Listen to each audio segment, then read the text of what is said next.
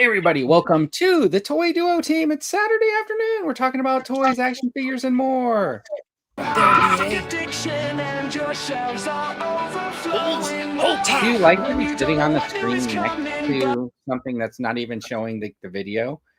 Yeah, it's great. That was just the title thing. Oh my gosh, that is poor production. I kind of like the painting of my figure.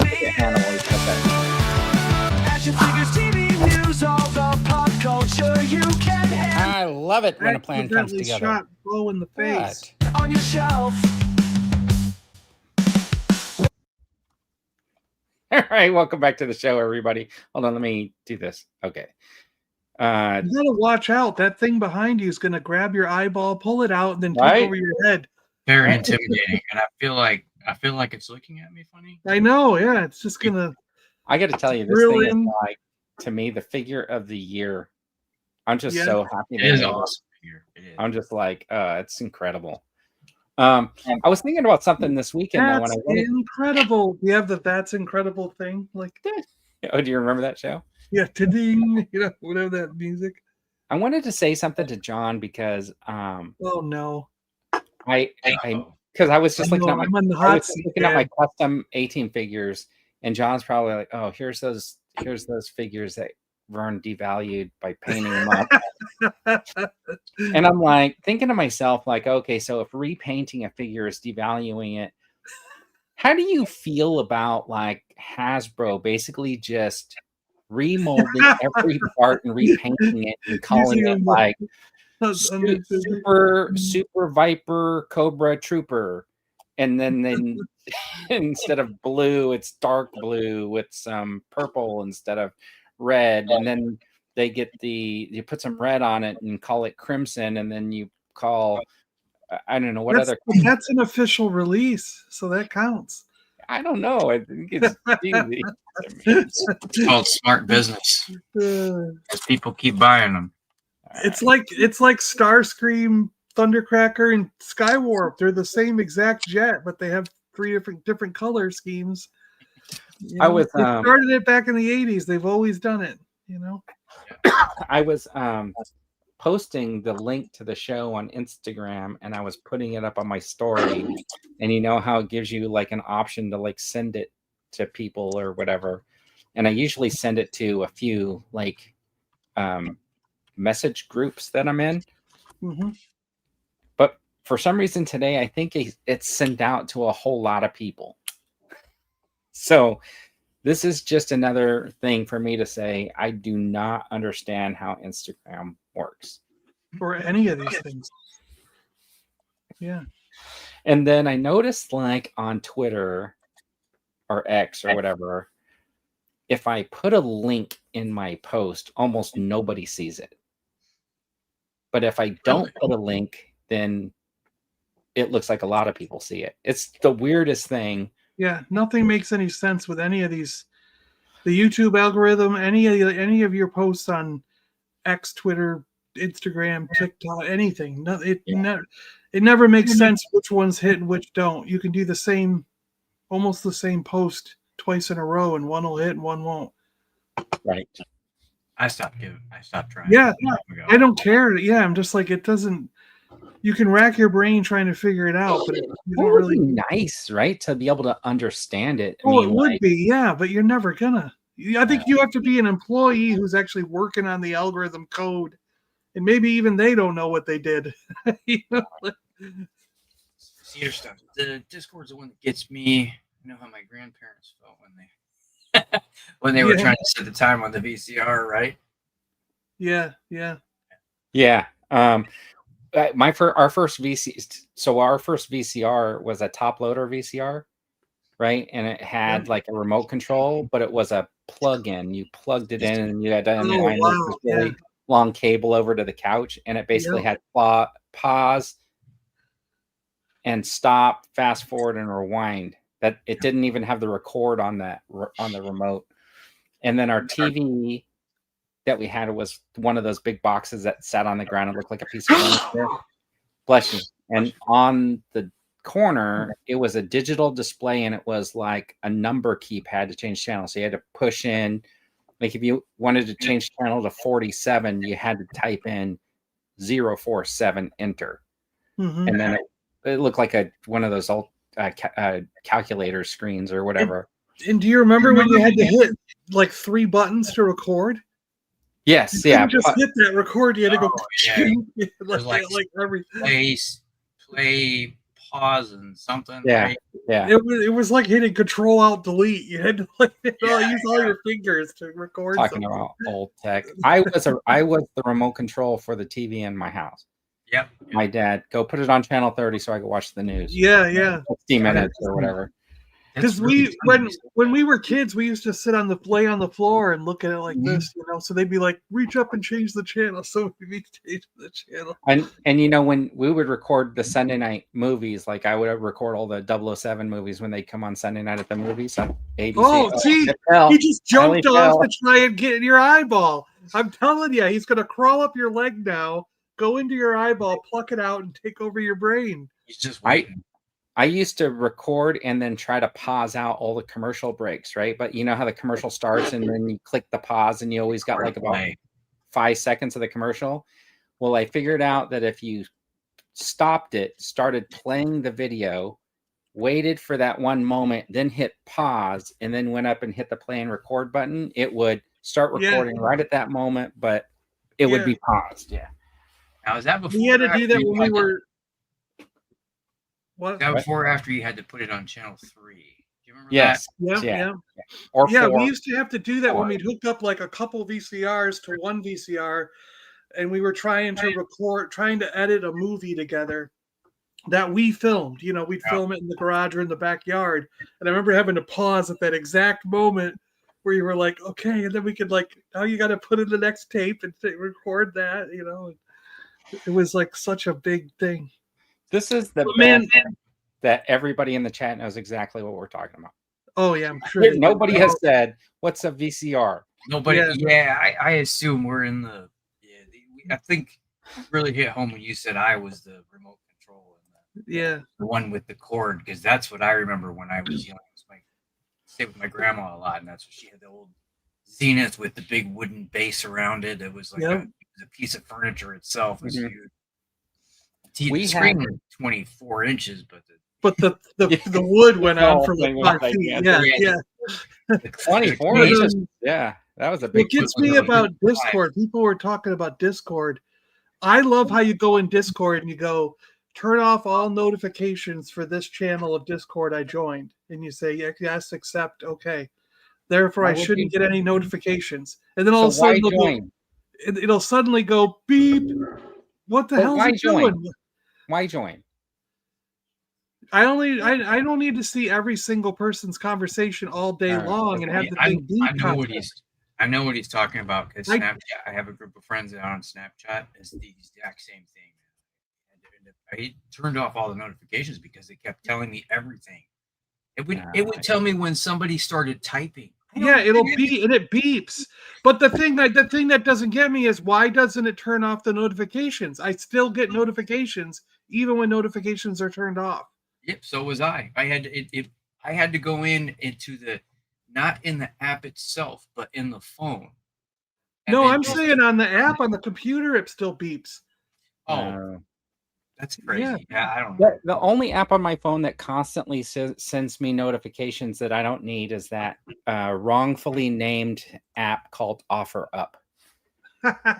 It should be called Offer Down, because every notification is, would you take less? Yeah. Not Offer Down, people. All right. Paul Morales is in the chat. That other guy that has a YouTube channel who never comes on the show is in the chat.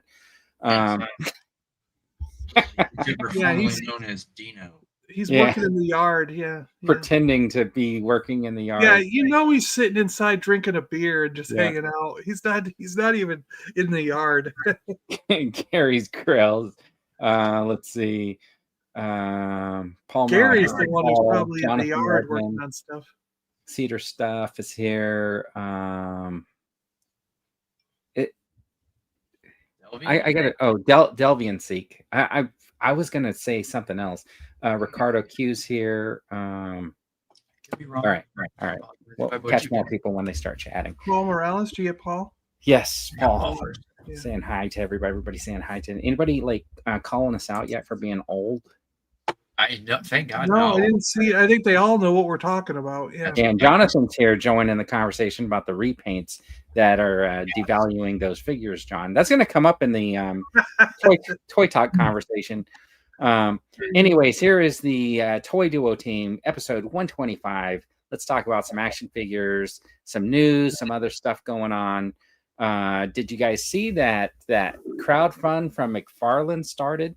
And you can get that really awesome Harlequin figure for $29.99 on a crowdfund. Yep, or 34 or 49 or 69. Well, the $34 gives you the alternate heads and the jacket, and then the $49 gives you like the Joker, and then the $69 gives you another Harlequin figure with all the previous stuff. And I'm thinking to myself, like, I almost feel like these are already made, like, or they're being produced right now, right? I don't know. The different box is a variant. Looks like the same one. It's crazy because I just think this guy makes stuff, right? Because these are showing up at Ross for $6. This is the Patina edition. This is the Dark Knights of Steel one. But I've seen like pictures of people showing the other versions that are also showing up too. And I just think like, I'm sorry. Oh, I thought somebody was saying something. So it's just that crazy. Eyeball. Yeah, it's just crazy to me to think that like they didn't already produce them, or they didn't already put it in motion, right? Like it's like they don't care. I mean, obviously, if it's so close that if it doesn't hit the goal, he'll do what he did in all his other campaigns and just say, "Oh, we only needed 175,000." Yeah. Or we'll just add 4 more days. Yeah. Jonathan's in, so we're good. It's gonna pass. I mean, you don't have that much. I mean, I'm surprised it got that much in 7 days. You know what I mean? So it'll be fine. Yeah, it'll make enough. Not just 7 days, because I had the picture for it from last week, and it was 100. I think it was 178,000 last week. So it almost got there 7 days ago. I like right after it, right away. Yeah. Whatever, okay. Yeah. Gary's seen the Patina edition. Oh, what did he say? The Patina edition of Spawn a few times at Walmart. Yeah, but was it $5.99? Yeah. Yeah.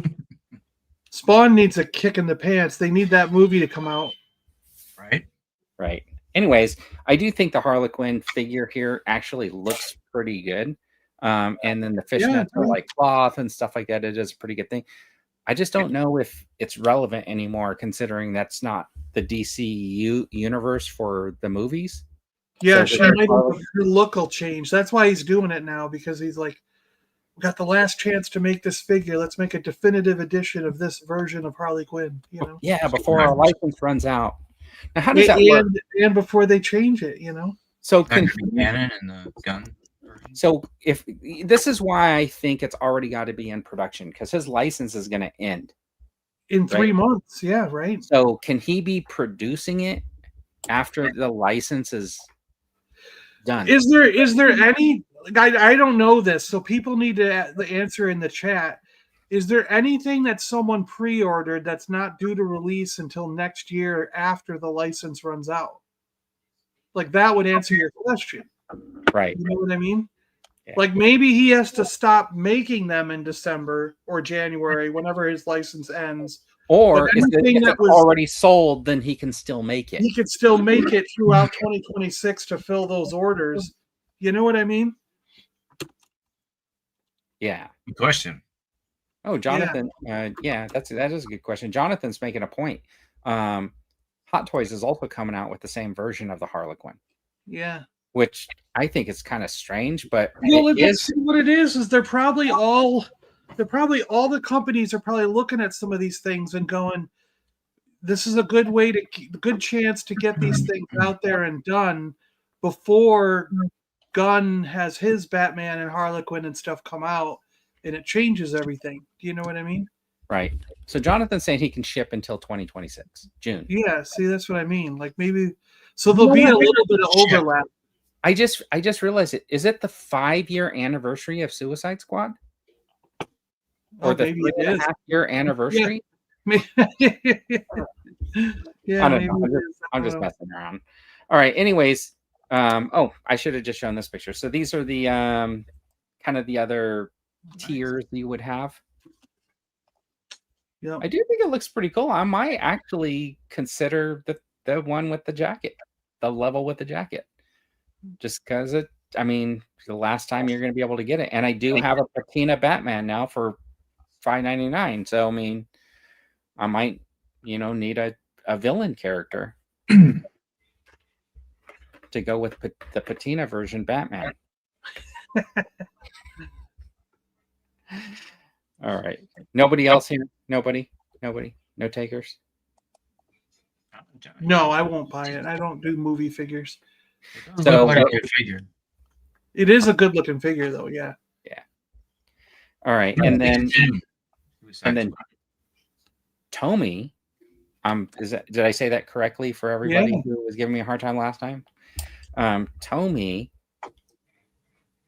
released their backer kit for the Knight Rider vehicle. It's a 1/10 scale vehicle, and apparently you can talk to it and it'll talk back to you. Wow. Yeah, or something like that. I don't know how much you can't ask it to what's 2 + 2, right? You can say like, "Hey Kit," and then it gives you some canned response that you know what I mean. Michael. Yeah, these guys ahead don't look very good, Michael. It could be a funny video though, right? Like you say, "Hey Kit," and ask it some arbitrary question, and then it just gives you a canned response and goes, "Well, that's not what I asked you. Aren't you supposed to be a really smart car?" And then it would just say something else unrelated, and then you could just have a whole conversation about it. I don't know, but it's almost $794,000. Well, it's already backed, is what they're saying. Yeah. Yeah. What did they ask for this? What is the price? They asked $590 or something like that. They asked I think seriously? So, right? I thought it was Is this thing made out of gold? I mean, what's under the black paint? It's die cast, right? It's die cast. Wow, John, this is metal. Yeah, it's pretty. It's got electronics in it. It converts. It has a little plastic piece that'll hold it up onto 2 wheels. Wow. Yeah. Connor says if it talks back to you, he's a wife and a kids for that. Yeah.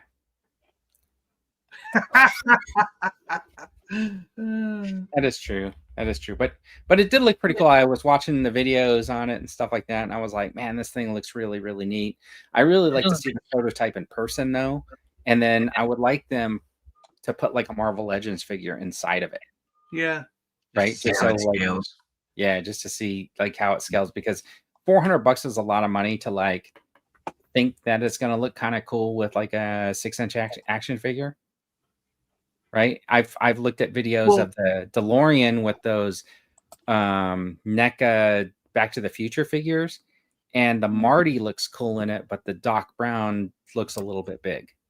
Yeah. See, the problem I have with this is that for that price, see, the reason I haven't gone back and bought the original one with Michael Knight from the 80s is because generally you end up finding it for $200 to $250. And I've been waiting to try and find one for a deal.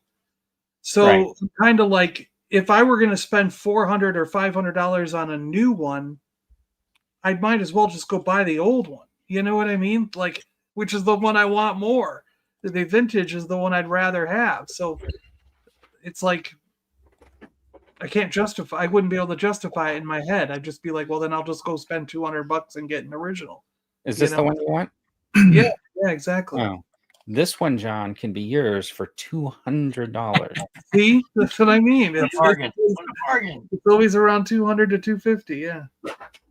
Oh, okay, $250 then. See, I'm waiting to find one. Someday I'll find one for 100 or less. It'll just happen. Usually it happens. So. All right. So those are the two kind of crowdfundish things going on. And then let's see.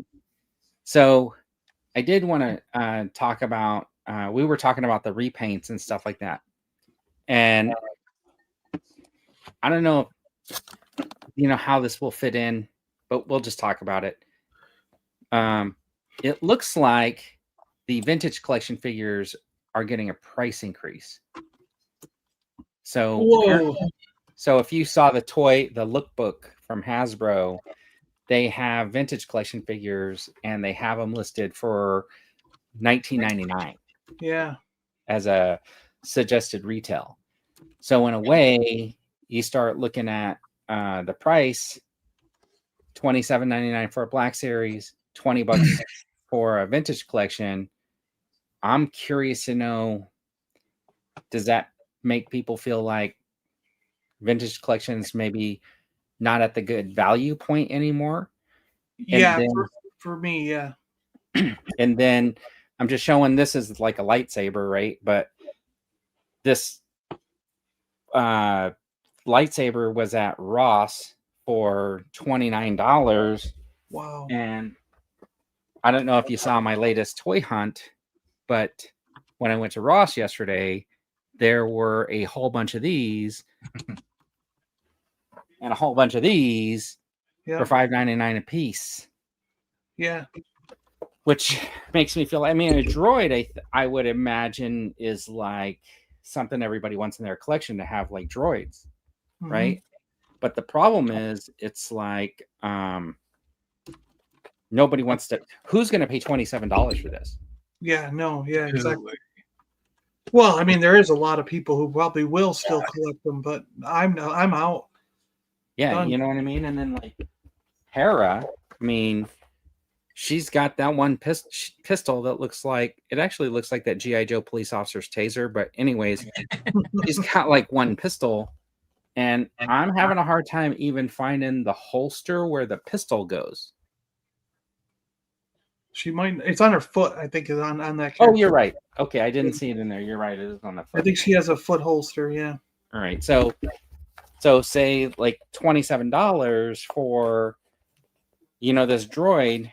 And then you realize like, oh, shoot, like you could just hold out, maybe end up getting it at a discount store for $5.99. Does that mean a whole lot less? And then does that, what? Oh, I keep hearing like a feedback, and I think somebody's getting ready to say something, but I think it's just feedback. It's funny because Judge Dredd said something about your echo, and I don't have it on my end, but. Yeah, I haven't heard an echo yet either, but. Okay, maybe it's my microphone giving me some feedback or whatever. But I'm like, so I didn't know, how to like talk about it, because we were talking about these like repaints, and I'm not just seeing Star Wars figures at Ross. I found the bunch of G.I. Joes, right? Over the last year, the Blue Ninjas, the little 3 Viper dudes, Bazooka, one of the versions of Bazooka. You got like one of the both versions of Barbecue. So they just like are repainting them and slapping them together and putting them out. And yeah, maybe like there are people that are paying the full price or whatever, but like seems like just a lot of them are ending up at like discount retailers. So the higher the price point ends up going, does that mean they're going to lose a little bit? And then there's more that end up, what is the domino effect of this whole thing? Well, I think the eventuality is that well, I don't really know. It feels to me like there's going to be a point where this will burst, like almost like the hobby will self-destruct, because in a sense, because like at what point everybody is going to have a price tag. For me, this is the end right here. I will no longer collect any vintage collection figures at all at $20 a pop. I do not like to spend $20 on a 3 3/4 inch figure, no matter how much articulation or stuff that it comes with. You know, I'm done. You know what I mean? I'm not collecting any more of the G.I. Joe O-ring figures. I'm not doing any of the Super 7 stuff because they've all gone above $20. I'm out. And now vintage collection has hit that point. I'm out. And then 6-inch figures, I don't like. I have a hard time spending $25 on them. Yeah. So now that they're going to 28, I'm done. I will no longer buy any 6-inch figures. No more G.I. Joe, no more Marvel, no more Star Wars, nothing. So for me, modern collecting is over right now. I'm done. And everybody else is going to have that to make that decision at a certain point. Maybe for other people, it's $35 for a 6-inch. Maybe it's $40. But I think everybody's going to have their price point where they say, I'm done. I can't afford this anymore. Right. However, if I walk into Ross and see a figure I like for $5, even $10, I will probably buy it. You know what I mean? Because I'm not buying them when they're 25 or 30 doesn't mean I won't buy them when they're 5 or 10, you know? Right. If I like the figure. It could just split the market too. I mean, we're talking from our experience, but I mean, there's a whole nother category of collector out there that would, you know, I mean, you see the hot toy collectors side shows, you know, we talked about the upper echelon Mayfix and Figworks. You know, maybe these guys are like, maybe they're ready to take over. You know, maybe they're going to feel the effect of it because their sales will go down because these guys are going to be like, oh, you know, I still want that premium figure, and I'll just switch over to a Hasbro at $30. You know what I mean? I think there'd be more of a shift than a collapse. I just think there's still a market for it. Otherwise, they wouldn't be doing it. Yeah, I mean, the higher the Hasbro starts raising their prices, the more I would consider, you know, like looking at a different manufacturer for certain types of figures that maybe have better articulation and maybe even better face sculpts. I mean, luckily Hasbro's been doing pretty well lately on face sculpts and stuff like that. But you know, there are a lot of other companies out there that are making some excellent figures with really excellent sculpts. And if you saw my Emma Frost video, I was not happy, man. Like when I did this. Is that the 97? What? Yeah. You know, it's just, and it's like, you guys might think I'm like really like, I'm not, you know, putting a lot of force on that. That is just, you know, not good. Yeah, Dino's got a good point. You're definitely not going to see you're not going to see anybody anymore, I think, get the one to rock and one to stock. That's out there. That was out the window for me like a year ago. I started. Yeah, I haven't been doing that either. I wanted to get 2 of those police officers so you can have one in each look, but at $35, there's just no way I could pull that off. Exactly. Yeah. I mean, I was lucky to get the one, you know what I mean? But where did John go? I don't know. Maybe he drank too much before this. Well, I know it's not bragging camp, but you made a point about the, you know, switching to kind of piggybacking off of what I said, the a different kind of figure, right? Right. Like I got this guy. It's just it's a cheap 3D print, right? There's nothing to it, but it's so much fun. I mean, this thing is super posable. That looks really cool, and it's got a cool design, right? Look, he's got a cool scythe. Who 3D printed that? I don't know. I found it on Amazon. It just, you know, it gives you suggestions. Oh, it's like a generic like figure, whatever. Yeah, but it came with hold on, I'll show you real quick here. 1, 2, 3, 4, 5, 6 sets of hands. All right, everybody. Thanks for tuning in. We'll see you next. No, I'm just kidding. Just messing with John. I had a delivery. We had a grocery. Oh, is that what it was? Oh, You're done? Anyway, it was $9.99. Wow, that is fantastic. And like I said, it's got tons of poses. I mean, any point of articulation you could think of. It's got the toes, interchangeable hands. It's just fun. It's fun. Yeah.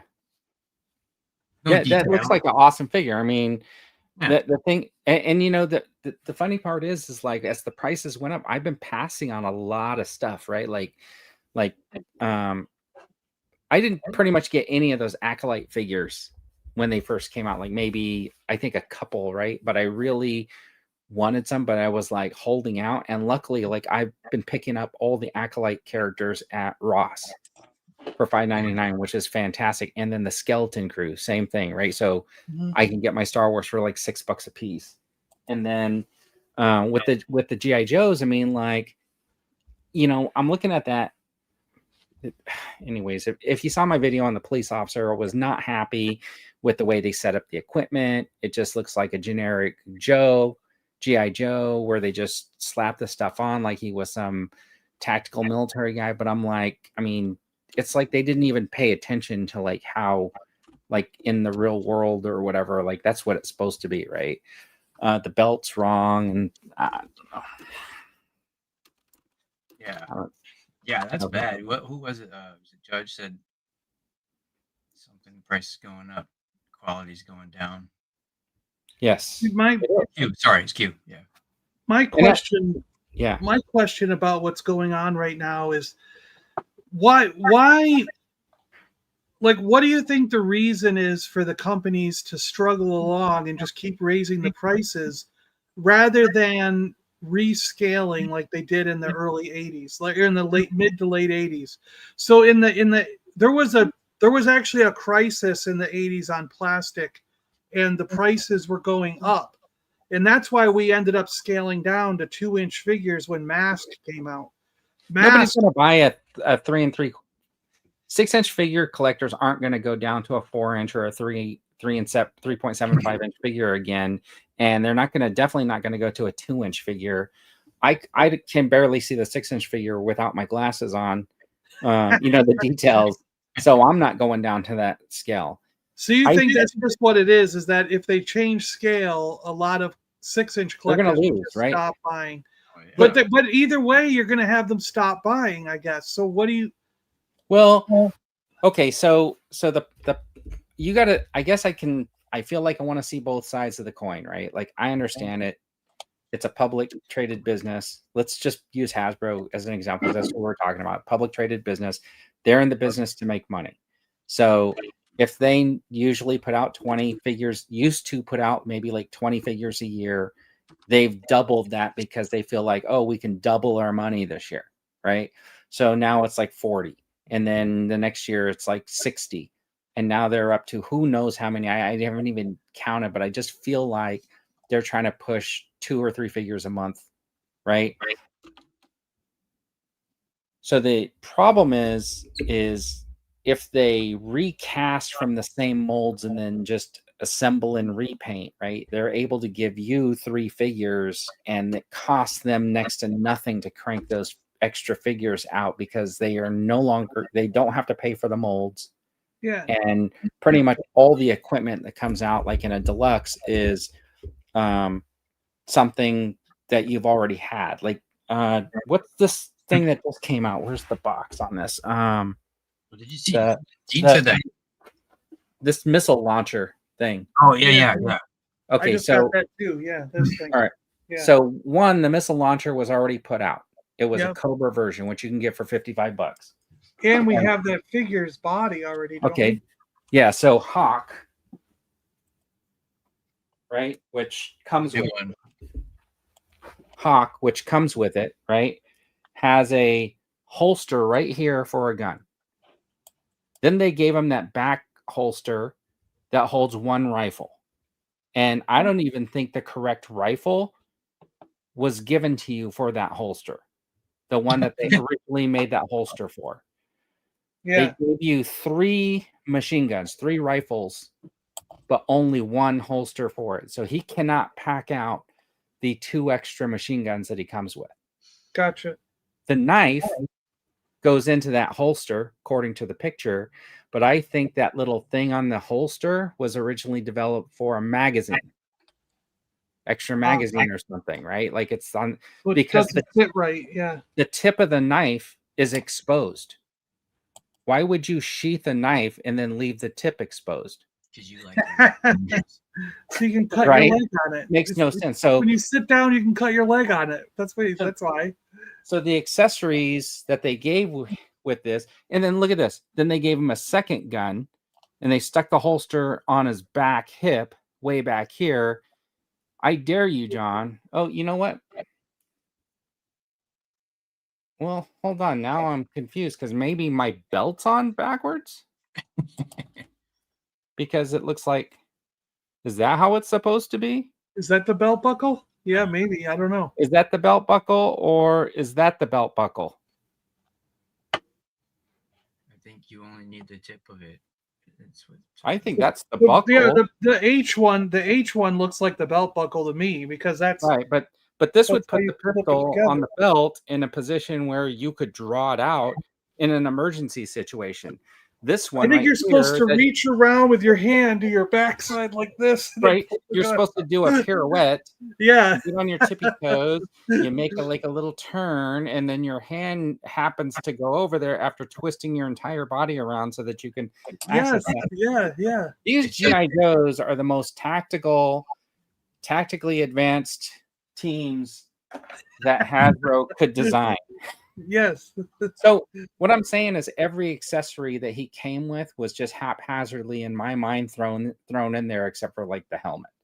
Yeah, everything in it is repainted, redone. Yeah, exactly. It's all been redone from something else. Yeah. Are you sure it's not a belly buckle like Dean has? Yeah. It could be. And I feel like I'm just gonna flip the belt around now that I've noticed that because you can. It doesn't seem to matter. Yeah, it doesn't because it sure does look like a belt buckle, doesn't it? Yeah. Yeah. And it would put the pistol in a position that I actually like. You know what I mean? Yeah. This is more like a Doc Holliday situation. Yeah. Like, he'll be your Daisy. Yeah. Does that hook up to the vamp? What? Does that hook up to the vamp? Yes. Yeah, they do. Yeah. Yeah. So it's to me, it's like even the police officer, right? He has a holster on his leg for the taser, and then his actual pistol or the flare gun, and the actual pistol's way up here. When have you ever seen that? Yeah. Right. That's not how it is. You can't protect that if you're struggling with somebody. I mean, somebody's got hands on, they're like struggling on the ground, and the guy just reaches over and takes it from you. I don't. That just sounds bad to me. Surprise! Oh yeah. I watched that. What's that Nick Cage movie where he's got the double guns on his back? Good luck sitting down. Ever. They're taped. You're taped on. Wasn't there one where they were taped on up here? Yeah. Put them on the back of your belt. Have fun sitting down in your car or anywhere. That's not going to be a pleasant on your lower back. But it looks cool. Yeah, it does look cool, especially when they're canted a little bit to the side. Yeah. We don't have to worry about that anymore. They finally passed open carry down here in Florida. We're just like Texas. You can carry around anything you want, including grenade launchers. Look at Peter Steppa saying he just wants his Joes to be able to carry all their kit. Now, that's a very good point because it is a good point. Remember a while back when Hasbro did that whole thing and they talked about like the pricing and all that kind of stuff? I think around that time in one of their live streams, they actually said something like, your Joes, all the accessories, you'll be able to pack in with your character. Like he could carry all his stuff. And that's not the case anymore. Because now I really think with this one though, I think they just packed in those extra guns as extra pack-ins for you to, intending that you would give them to other characters. Oh, okay. Because this bottom gun, the bottom gun is the standard cartoon G.I. Joe weapon. Okay. But in the originals, I think he came with this weapon, and then this is the weapon that Duke came with. So they're just packing in, I think, extra weapons for that look like the originals when you were kids, you know what I mean? But built up to like I do like the paint scheme on this one much better than the Cobra one. Yeah. I just thought it was hilarious in their stream when they were like showing this off. The guy was like, "Oh yeah, this looks really fantastic. It looks totally G.I. Joe to me." And I was like, "Okay, dude, whatever." Well, we knew it was We knew it was coming because this was actually the original one when we were kids. Right. Because they put out the Cobra one, you knew they would just repaint it. Yeah, we knew that was coming. Yeah, because the Cobra one did come out when we were kids, but it was like 2 years later, and it was as a Sears exclusive. You know what I mean? But the other tough part is like when this thing came up for order, it like sold out. So yeah, if you didn't hold on to your like pre-order, you weren't sure you were going to get it until release date. Then all of a sudden, it's readily available. Yeah. So it's, to me, like they pulled a fast one on everybody, trying to make you think it was going to be super rare, and that you had to be all worried that you weren't going to get it if you didn't hold on to your like pre-order. I mean, what's super rare anymore? I mean, with the exception nothing super rare. Well, the snake armor is because that San Diego Comic-Con exclusive Cold Slither pack is still readily available on Pulse.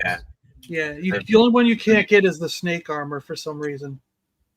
No, didn't that go back up? Well, I've never seen it come back up. I've been trying to get it for years, but I never get it.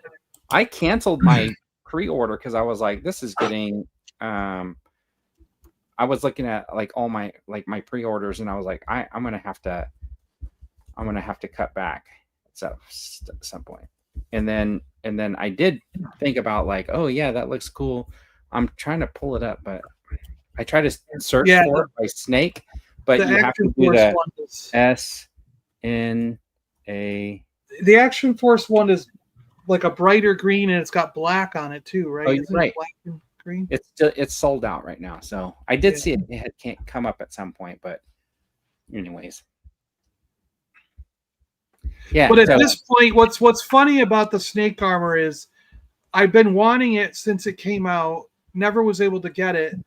But now that I'm on the point where I'm basically like done with G.I. Joe because of the prices and how you can't get certain things. Now it's like I don't really care. I don't need it. You know what I mean? So even if it came up, I probably wouldn't order it. You know what I mean? Well, that's the other thing too with that snake armor. I really, when they first announced it, I was like, yeah, man, I pre-ordered and everything. I'll tell you when I canceled my pre-order. When I unpacked the Striker and could not mount that Top Gun or put the roll bars on correctly because all of that soft plastic just seemed to like kept popping out and stuff like that. It drove me nuts, and I just could not trust that snake armor was gonna be cool. Yeah. Right. But now that I've seen it, I should have not got the Striker and just stuck with the snake armor. But seeing that snake armor makes me feel like Marvel Legends can use that and make a Hydra Stomper. Mm-hmm. If they just paint it, that would be cool. The original control panel, you can move to not get fried from launching the missiles. Does this one not come off? Is that what it is? Good point. No, the cover comes off, but the control panel's like built into the base unit. Is it? Yeah, in the original toy, it came off and could go on a stand, and it had like a cord. You can put it off to the side. So this one doesn't do that, huh? When I did the stop motion for my review, I wanted the guy to be on the controls and swivel the missiles around, but I had to crouch him down so that the thing wouldn't hit him in the head as it was like swiveling. But anyways, as we've discussed with the knife that's sticking out of its sheath, safety is not a priority for true G.I. Joe work. Because they are so badass, they don't need safety. They don't believe in safety. Well, neither did the Empire, right? They didn't put railings on anything. That's true. You can walk out into a bottomless pit in the Death Star. There'd be no railing. But so anyone slips on he spilled his drink. Whoops. Listen, and they put the most important piece to control equipment on the outside where you would have to skirt along a little ledge. Yeah, it's like, and you have to sidestep out there. It's not a wide enough ledge to walk normally. You have to sidestep around and hang on to things. Man, they're maintenance guys, man. G.I. Joe show. All right. I think it's a fun thing to think about, like with the prices and stuff like that and how things are going to change. It seems like everybody's trying to get to a same price point that's much higher than like $25, because if you look at a lot of independents, I think Hasbro's seeing that like Boss Fight, some of those other ones can like sell their stuff for like $35-$40. So I feel like they want to get their Legends and Black Series and stuff to that price point, but they're trying to do it incrementally and trying to not make you think that they just want to push up their price. But I think if they get to that price, then it's got to be like new stuff and not just reuse of the same old thing, because otherwise I'm still just going to go to Ross and hope I find stuff. Yeah. All right. Yeah, Cedar's right. Scrap Iron figured out he's got a remote control. Yeah, he had a little remote. Yeah, which I can't find because it fell on the ground somewhere in my room. But he vacuumed it up. So Cobra more about. I'm actually really curious about like when, like what limit a lot of different people have. Like, am I the lowest? Do I have the lowest limit? It seems like it. You know what I mean? Like, because a lot of other people have been willing all along to pay $40 or $50 for those Mondoverse things and other stuff that I wouldn't have bought. Oh, okay. Well, we can ask the chat. So everybody put in the chat, what is your price point for a 6-inch figure? And what is your price point for a 3 3/4-inch figure, like fully articulated, like the vintage collection or whatever? And what is your top price that you would pay for those two figures? Yeah, before you're completely out, before you say I'm done. Before like John, how high can they go? You know. So right now, John's collection going forward is going to consist of Spin Master and vintage. It's only vintage from now on. Yeah, because he's already out. Yeah, so, modern. Yeah, I'm out. So when you look at his channel, there should be no videos of any new products, except for the ones I already have that I haven't videoed yet. And if I find anything at Ross for $10 or less, yeah. Right. All right. So while we do this price thing, we can talk about Bragging Camp. Does anybody have anything that they want to show off or talk about this week?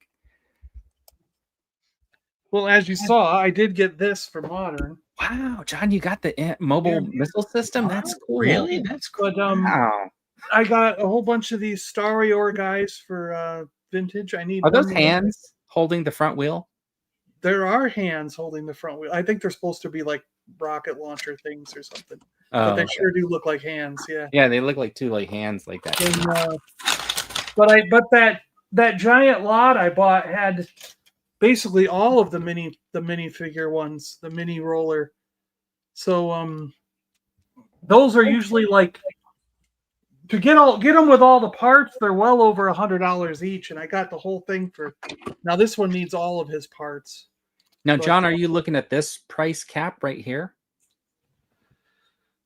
I've paid $200 for a Mezco. Wow. Depending on the company, $100 to $150 for a 6-inch figure. Wow. It's different. And it had this Starior, which is the bird. Wow. And it had the Brontosaurus. So all of them, and I got this whole pile for $70. I bought a whole lot. And the weapons for this guy, I just got for $10, and they should be delivered today in the mail. So, but these would have cost me $100. It would have been at least over $500 if I had bought them all individually, like at a normal situation. So, I'm extremely happy with that find that I just got for. All right, Cedar Stuff is willing to spend a little bit. Q's with you. He's 12-inch was his cap for 3 3/4 inch, 24 for Black Series.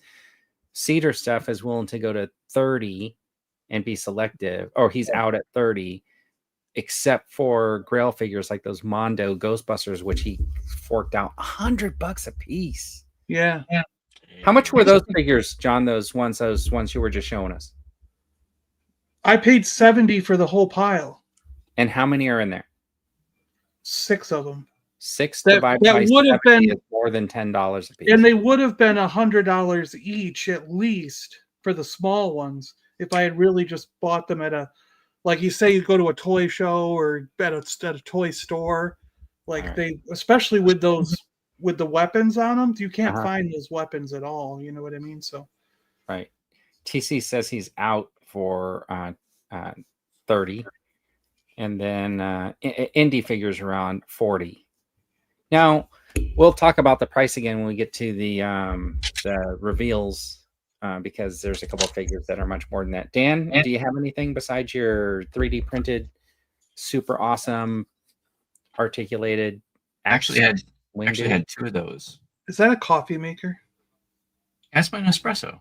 Oh, espresso. Ooh, look at that! That's a guy's got a tie. That is a little Michael Jackson. Oh, okay, yeah. Yeah, it's kind of It looks like a smooth criminal. Not I'll tell you what, they did a heck of a job on the little accessory. Oh, that's cool. Yeah, that's cool. You can use that with Cold Slither. Don't even need the Cold Slither pack. And it'll scale. He's got a Tommy gun. Oh, wow. Old Tommy gun. He had a sniper rifle. What? I know, right?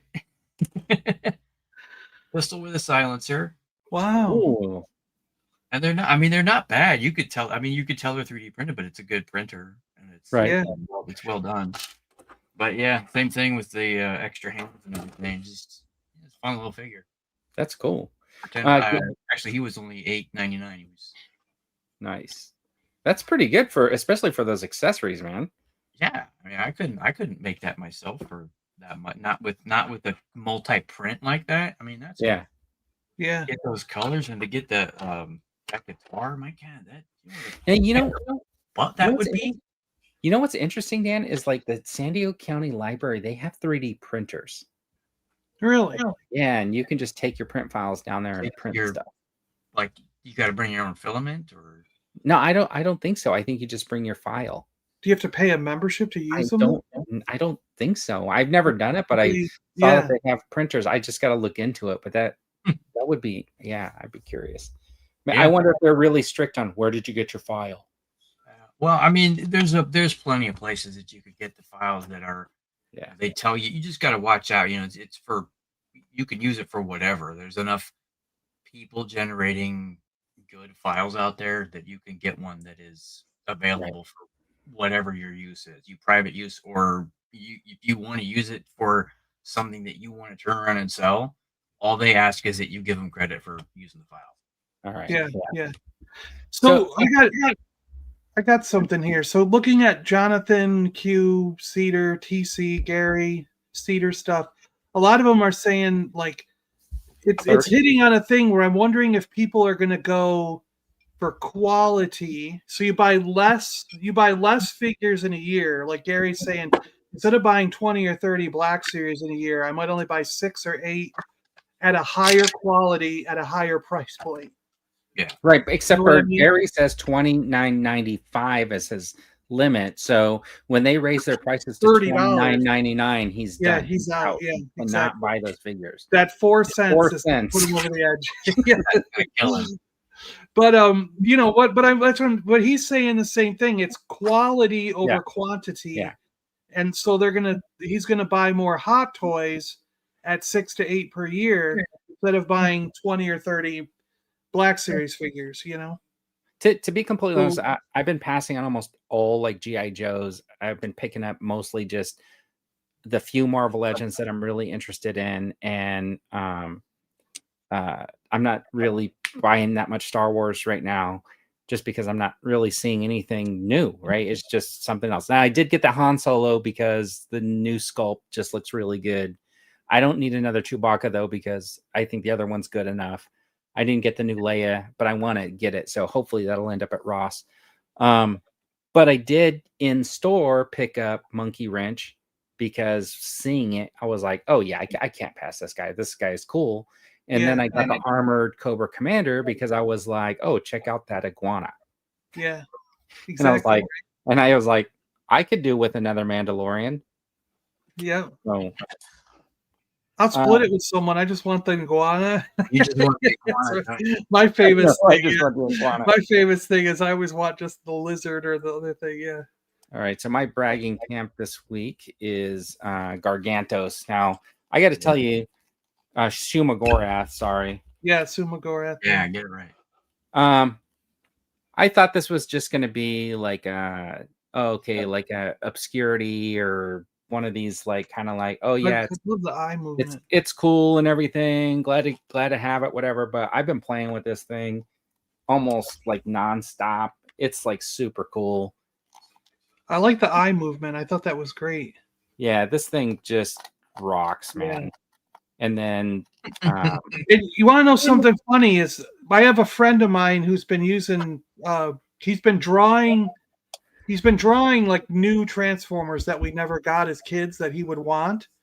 You know, like he got a camper van, like the trailer part of the camper van, and then the truck, like a pickup truck, and those two things combined to make one big robot. You know what I mean? Right. So he was like, why didn't we ever get this? And when we were kids, it seems like a no-brainer that you'd have a combiner that was a pickup truck with a camper van. And but he's been drawing them and then putting the drawing into AI, and they kick back an animated version of it that looks like it would have been the Gen 1 cartoons. And he just asked me the other day, he goes, do you know of any tool where I can animate these into a cartoon? And I was like, check out what my friend Vern's been doing with AI animation. So I sent him your Gargantuan one where you were fighting it and spinning around and running with it. And he's like, how the crap did he do that? That's awesome. You know, so he's been watching all your videos. He goes, I'm hooked on your friend's videos. What's his YouTube channel name? He's not a YouTuber. He's not. But he, like, if he leaves a comment, what is this? Oh, I don't even think he has an account. He just is doing it like free and you can't leave comments. All right. But so he's probably not subscribed to any of us, you know what I mean? But anyways, so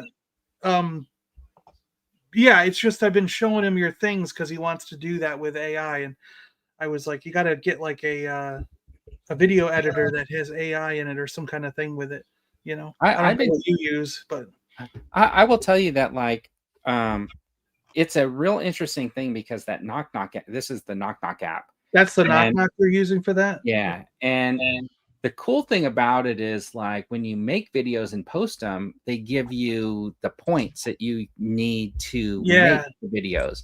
So I'm making more points now than I can keep up with. Like, so without paying anything, I've got like 5,000 points because when people watch your video and they like it or they make a comment, you end up getting all these like community sparks, which is what they call them. So I just keep earning these like 12 here, 18 here, 42 here, 22 here, and plus you get 120 a day. Yeah. So I can't really keep up. But I will tell you that Meta has an app called Meta AI. So they also have like this thing where you can scroll through and you can watch people's videos. But it's got this feature here where you click plus and you could say create anything. Now you can take a photo and turn it into a video right on that AI app, and you don't need the Knock Knock to do it. And it's been looking pretty decent. So I'm doubling up a little bit on my ability to like create some like animations where I've been doing some of them in Knock Knock and some of them in this Meta AI app. And then you can use both videos to like, you know, when you're re-editing, because I'm not just taking the AI, I'm taking it and manipulating it in an iMovie and trying to make it something. So I did one yesterday for the Icon Heroes Zujitsus because I realized I have that giant king shark from McFarlane.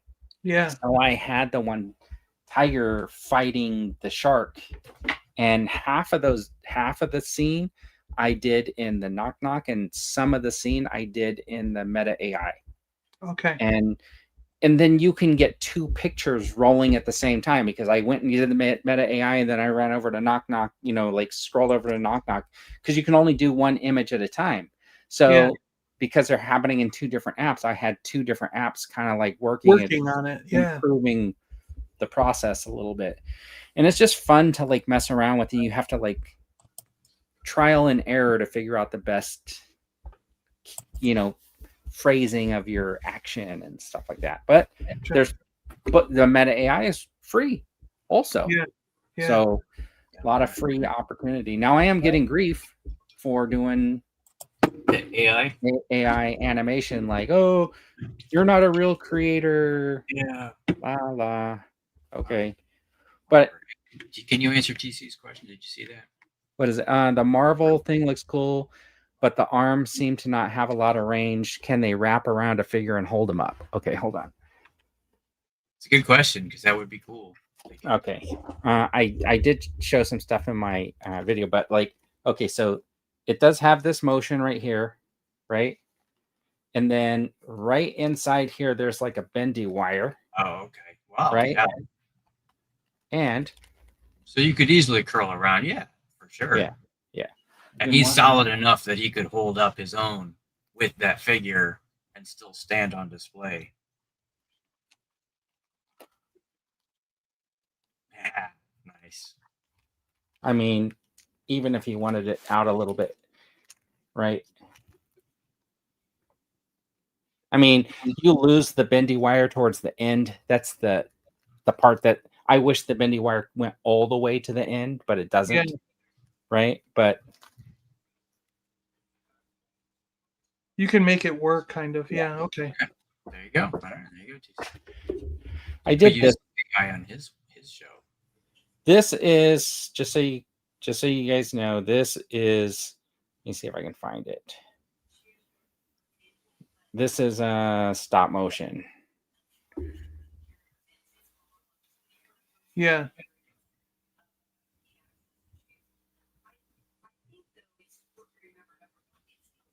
No, he's got burned. Look at his little legs kicking. He's stuck him in the eye. And then you can see my hand at the end. There's a hand in there. I saw a hand. That was me getting lazy, but yeah, that's what I was working on yesterday. And he stabs him in the eye and then gets tossed and stuff like that. But yeah, I think it's pretty good. I think it's a good thing that you actually kind of do both. You'll spend some time on a stop motion like that, but then you'll also play around with what can be done with AI. You're not trying to tell people, oh, I did this. It's not really AI. You're right. Upfront with it like that. Look, the thing is like if you watch that special about how when they did Jurassic Park, right? That was Industrial Light and Magic doing like digital animation on a computer. Like I think the first movie that they did it was at Wrath of Khan, where they made the animation for the Genesis planet. Yeah. But then when they figured out how to animate the dinosaurs, in the old days of animation, you had animators that would draw every movement, and then they would take a picture of every page, and they would, there were cells or whatever. So you had all the background that would be the same. And then you had the guy moving in front of the background, but they were individually drawn. Well, that guy doesn't necessarily have a job anymore because. Well, what they did is back in the day, like if it was an animated TV show, what they did is they had a start picture, which was like, say, frame number 001. And then they had a picture where the movement ends. So the movement ends over here. And they had that picture as 00010. So that'd be picture 10. And then a guy would come in. So someone would draw those two stills. And then they would hire somebody else who was really quick at drawing all the in-betweens. And they called them in-betweens. That's what they called them. Yeah, but what I'm saying is those guys don't have jobs anymore because computers, you don't need it anymore, right? Yeah. Like, it's like, do you remember, if you've heard the word rotoscoping or whatever, the first time I ever did a lightsaber animation on my computer where me and my daughter are playing with like PVC pipes and I'm turning them into lightsabers, I had to painstakingly go into each frame and draw the color. Frame and draw the lightsaber. Yeah, that's what we did too. And then with After Effects, you were able to like take, like if the motion was like that, you were able to color the blade on this frame and color the blade on this frame and tell it to fill in all the other frames. Yep. And it would automatically fill in all the other frames. So to me, the AI animation is just another tool moving forward Yeah. You know, for that same thing. If you've got picture 1 and picture 10, the in-betweens are now done with AI rather than done by hand. Yeah. Yeah. It's not perfect, but I mean, it is what it is. It's fun. The charm of stop motion, appreciate the time and effort required. I'm also easily distracted by flashy lights, so I enjoy the AI ones. Yeah, that's the biggest problem I have with doing stop motion is like the lighting gets messed up somehow when you're snapping each picture. You know what I mean? And so every once in a while you get a flicker. And unless you have perfect lighting. But anyways, all right. The TV and movie news you did not know you needed. What are you guys watching this week? I don't know yet. Nothing. All right. Well, Slow Horses is out. Came out last week, so you got 3 episodes if you haven't been up on Slow Horses. I made this slide like last week because the Fantastic Four is now available to stream on digital, right? You can watch Superman for free on HBO. There's a new show on Prime with Wahlberg, which is part of that, where he plays that character Parker or whatever, where it's like a series. A bunch of other actors have played the same character. I think let's see, Tulsa King season 3 is out. Alien Earth ended the first season on a cliffhanger, so yeah, looking forward to season 2. I don't know if it takes them a long time to film season 2. How will they explain the aging of the robots? That's a good idea. Yeah. They built it into their synthetic. Oh, okay. Well, it's like in the series with Megan, they just made the robot say, "Can I get a bigger body, please?" But they already made them adults, so they don't need to make them bigger, right? Yeah. The British Baking Show is in full steam. I think they're down to like 7. What else is that? Oh, that the McConaughey driving the bus through the fire. That's out. If you're a Downtown Abbey fan, you can pay $25 to own it on digital. Yes. Or you can wait 3 weeks and watch it on Peacock, probably. Mm-hmm. And then all the horror movies are popping up, right? Yeah, there's a lot of good horror popping up on. Yeah. And that the animated haunted hotel was pretty good. I watched that one. It wasn't bad. It was fun. Missed that. So it seems like there's a lot of stuff. And you know what surprised me was Karate Kid Legacy is on Netflix. Yeah, I did. I was gonna say, what did I just watch that I already? Yeah. And yeah, that's what it was. Yeah, the Karate Kid Legacy. Did you notice the parallels though between the original Karate Kid and that Karate Kid Legacy? Like, kid and his mom moved to a new town where he doesn't know anybody. It was the same as the one where that had Will Smith's son in it too. No. Yeah, so he moved. But he moves to a new city, meets a girl. The girl has a karate boyfriend who's like the bad guy and picks on him. Then he has to like join this competition, right? Yeah, it was the first. It was Karate Kid 1. Then that happened again with the girl in Karate Kid 4, was it? And then it happened with the Jada Smith one. They all had the same story. I know he had the friend, but did she have a karate friend? She had a guy that she liked who was in, and the old other girl was in karate, right? No, I'm talking about the Jada Smith one. Did he have to fight her? Yeah. He had a girl that he liked, that Asian girl. Yeah, but did her boyfriend beat him up? Yeah, he had to beat him. Yeah. Oh, I don't remember. It was all the same story. Yeah. After history, but the difference with this one was it also had the dad who had to learn karate and fight too. There was 2 people learning karate to fight off their rivals. You know, right?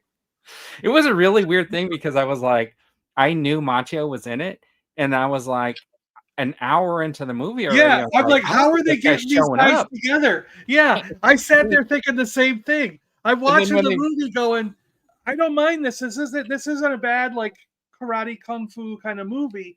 But I'm like, first off, I was like, where's Jackie Chan?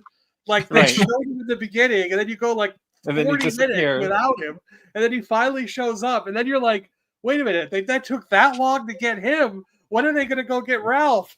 Like, and you're just like, holy crap! It's like, and then it just ends, and then you're like, okay, but what happened with the dad? The dad never overcomes his rival. Like I was waiting for it to keep going. Yeah, it was good.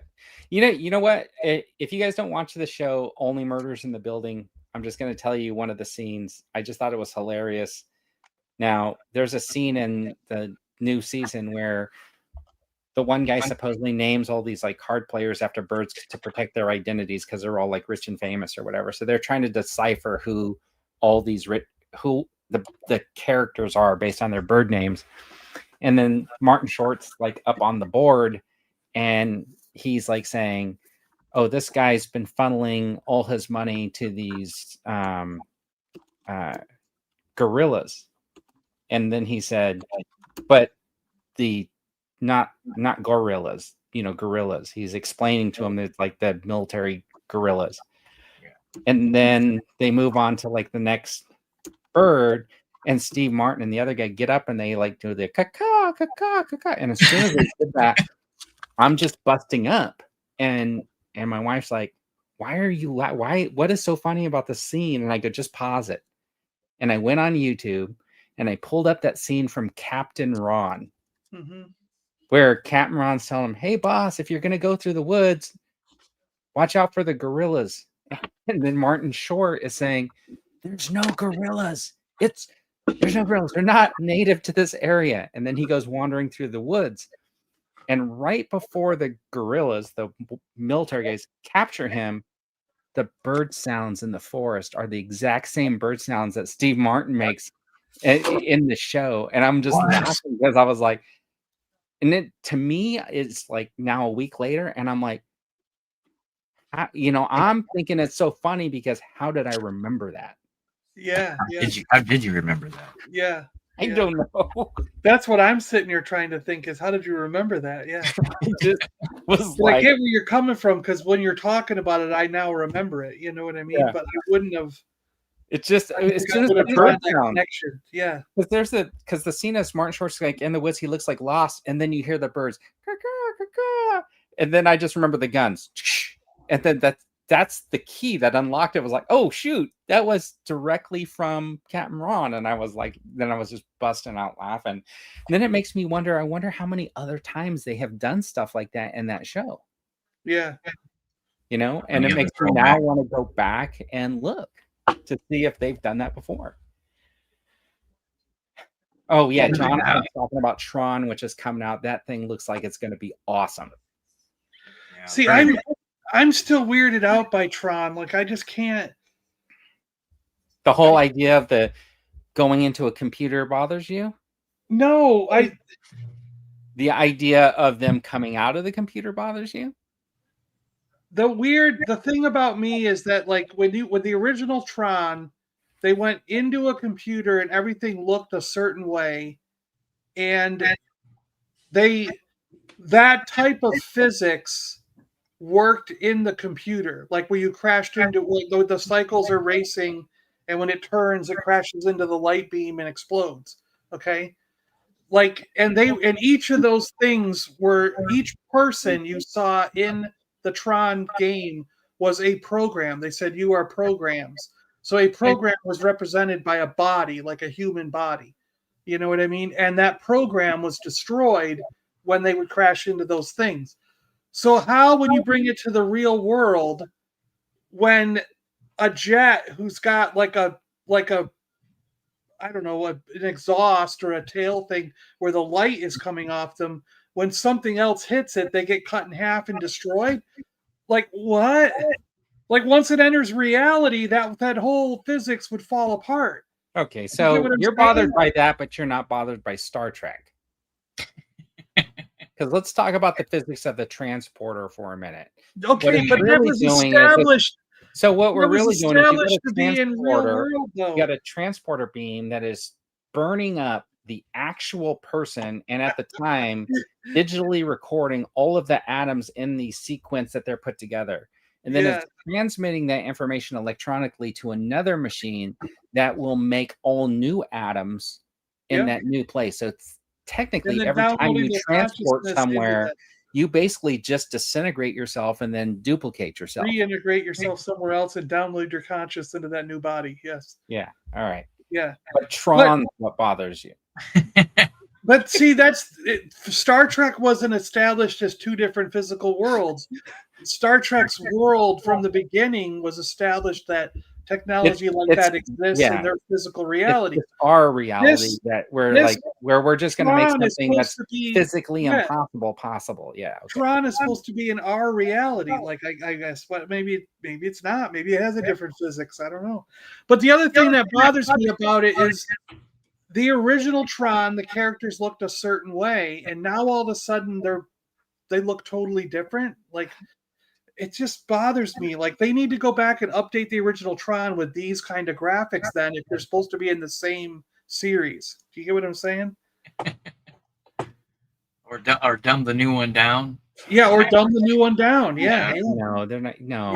No. That's like, well, I mean, if you under that same respect, then 3 weeks ago, you were telling me how great Strange New World is, which happened before the original Enterprise. And their special effects and no, they redid the original series. Yeah, but they just enhanced it. They didn't make. But still, if you watch they built an entirely new CG. I have the DVDs and the Blu-rays. It's not entirely. They didn't change the way the phasers look and the way the phasers work. Yeah, they did. It's still the same thing. It's just they updated the graphics. It looks crisper. No, they completely CGI'd the whole show. I don't know. You can click back and forth. You can click on your controller from the original to the updated CG. Yeah. All right. Well, it's on Paramount. I'll check it out. Tron 2 had newer GPU powering the new super detailed bodies. Tech does advance after all. This is true, John. I mean, like, they were using a Pentium 133 back then. I get what you're saying. Yeah. A better 3D printer. Look, I'm surprised that original Tron wasn't in monochrome green. I know, right? Yeah. Maybe that's what they need to do. Yeah. All right. Well, these are the toys revealed that you did not know you needed. So get your wallets out, everybody. We won't be taking any orders here. But talking about Star Trek, you got the new nacelle line. They were teasing Wave 2. Is this Savick? Already? No, this is the girl from Enterprise. What's her name, John?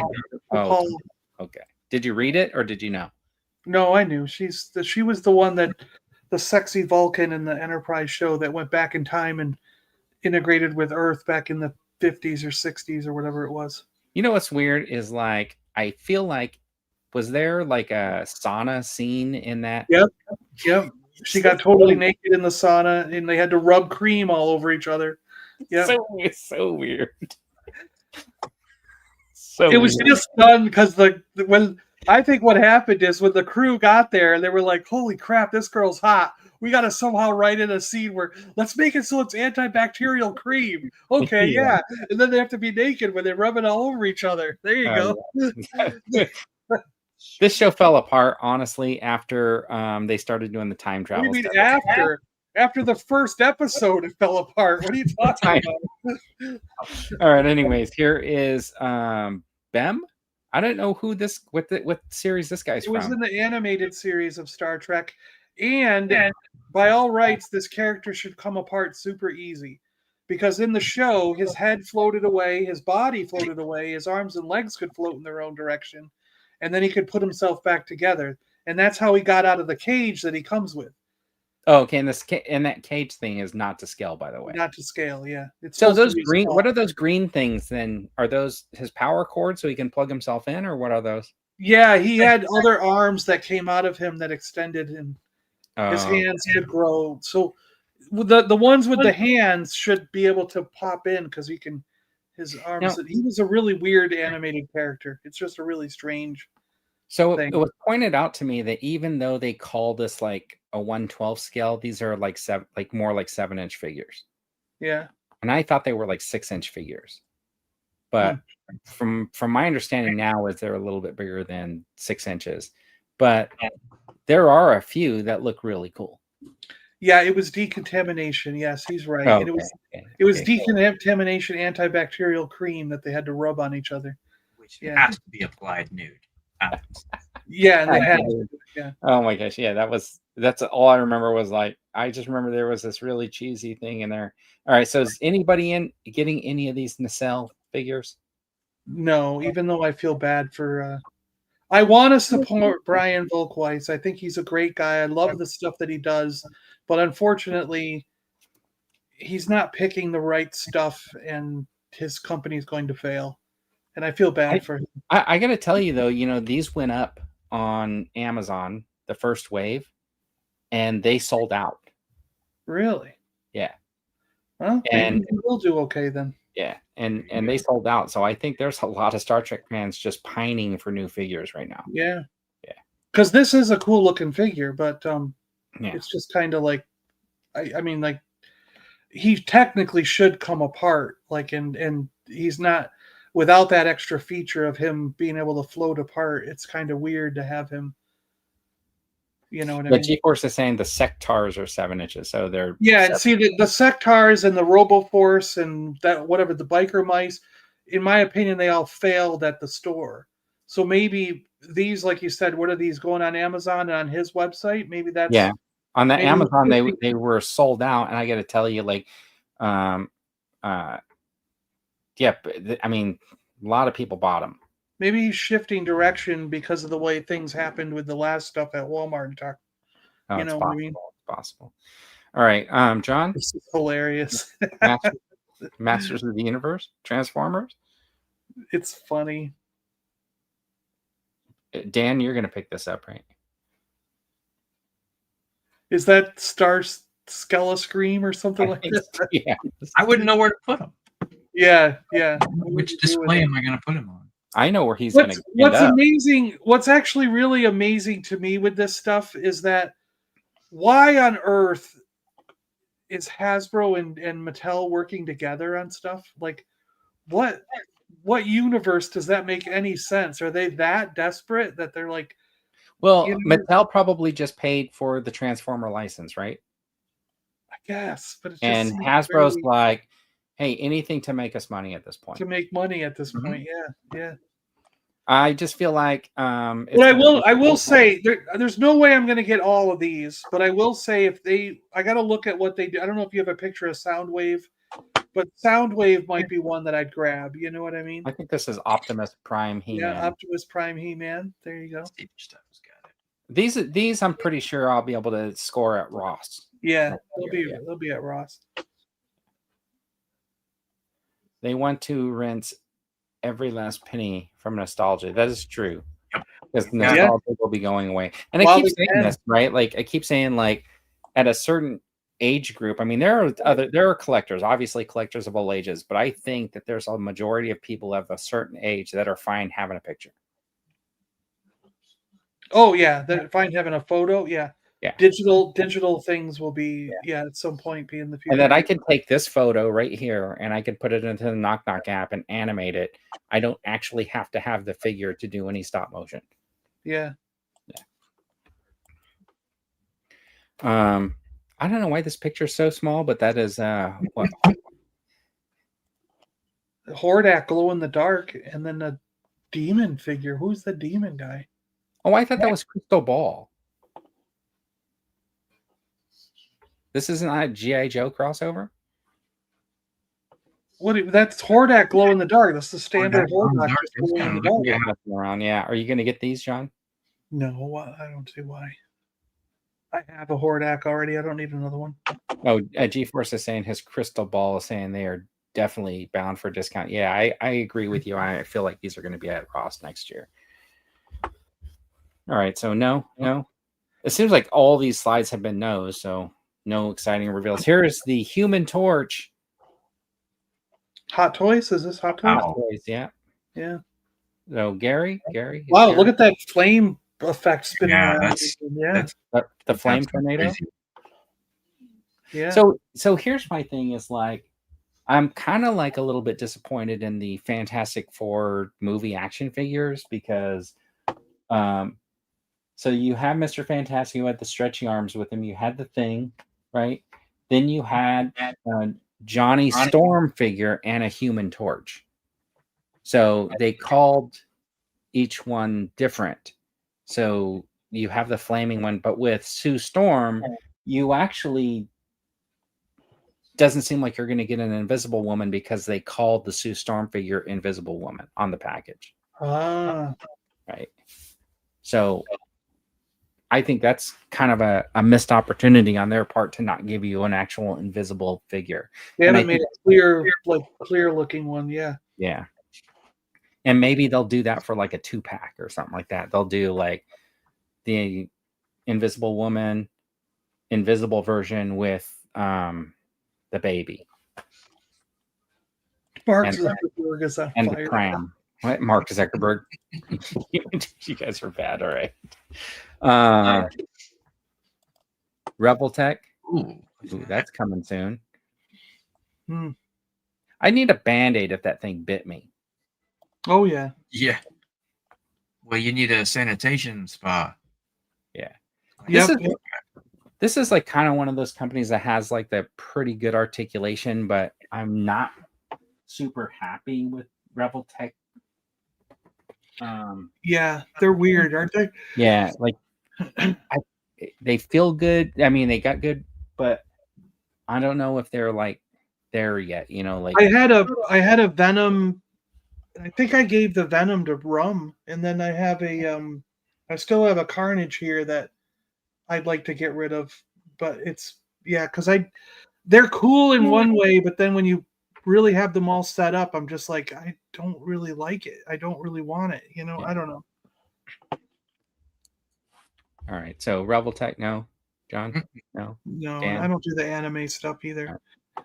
Rebel Tech sculpts are so hit and miss. Most of their figures just look funky. Yeah, they look kind of funky. Yeah, you're right. They look weird. Yeah, something's just off. When you look at them for a while, you're just like, there's something just off about that. When you only want to look at your toys from one. Maybe that's it. Yeah, it's one. Yeah, one pose or one angle looks good. Yeah. And the rest of it, you're just kind of like, what? You know, maybe that's just what it is. Yeah. They built it with a picture in mind, and anything outside. Yeah. If it goes outside of that, you're done. Mm-hmm. All right. This is Doc Nocturnal and the Yeti. Abominable Snowman. Abominable. Yeah. They look cool. I like them. Now, I'll tell you why I like this Abominable Snowman. That G.I. Joe Adventure Yeti thing. Yeah, the Adventure Team. Adventure Yeti. Yeah. Adventure Joe, whatever it was. Yeah. Adventure Team guy. Yeah, except for he wasn't blue in the face. No, yeah. Yeah. But and it looks like that Yeti monster from Star Trek, the original Star Trek. Oh, that is true. That is true. Yeah. Does he also look like the Yeti guy from was there one on you said Lost in Space? Yeah, was there a white one in Lost in Space? I don't remember. Yeah. It kind of looked like the Rudolph the Red-Nosed Reindeer. Cool, but Mezco is out of my depths. I think it's out of some people's price points. Yeah, it is. It looks awesome, but it's too much money. Yeah. I'd get the Yeti, but I don't want the figure because I'm not that keen on all the soft goods. I actually think those soft goods look cool on that guy. They do look cool, but I just don't like them in my collection very much. Yeah. Except for the 12-inch G.I. Joes. In the 6-inch line, I don't know why the 12-inch G.I. Joes don't bother me, but the 6-inch figures with the clothing bothers me. I don't know why. Well, when you get to 12-inch, the clothing scale just starts working. But when you're at 6-inch or lower, the cloth just doesn't seem. Yeah. It just doesn't fold right. It doesn't lay right on a figure that's. It seems oversized to me. Yeah. It looks oversized. Yeah, you're right. Yeah. Kind of like that. Yeah. Yeah. Jonathan saying not at $150. Yeah. All right. Then seeing this is another thing too, right? This is Black Mamba. Looks awesome. But I think this is SH Figure Arts or something like that. I should have. I did this like 2 weeks ago, so I'm trying to. Is it SH Figure Arts? Somebody remind me.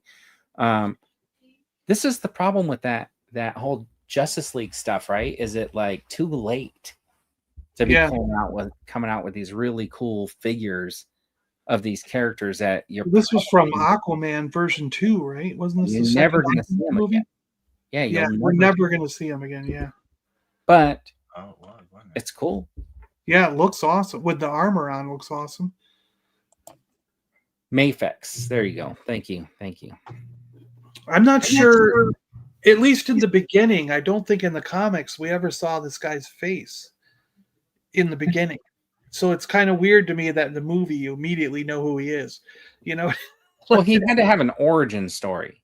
Yeah, but right. They didn't do that in the comics. I don't remember. If they did, I got into it too late where I never saw it. But I just liked the mystery of certain characters in comic books where you just never saw under the mask, you know. Yeah, I think they needed you to know that was Aqualand. What do they call that?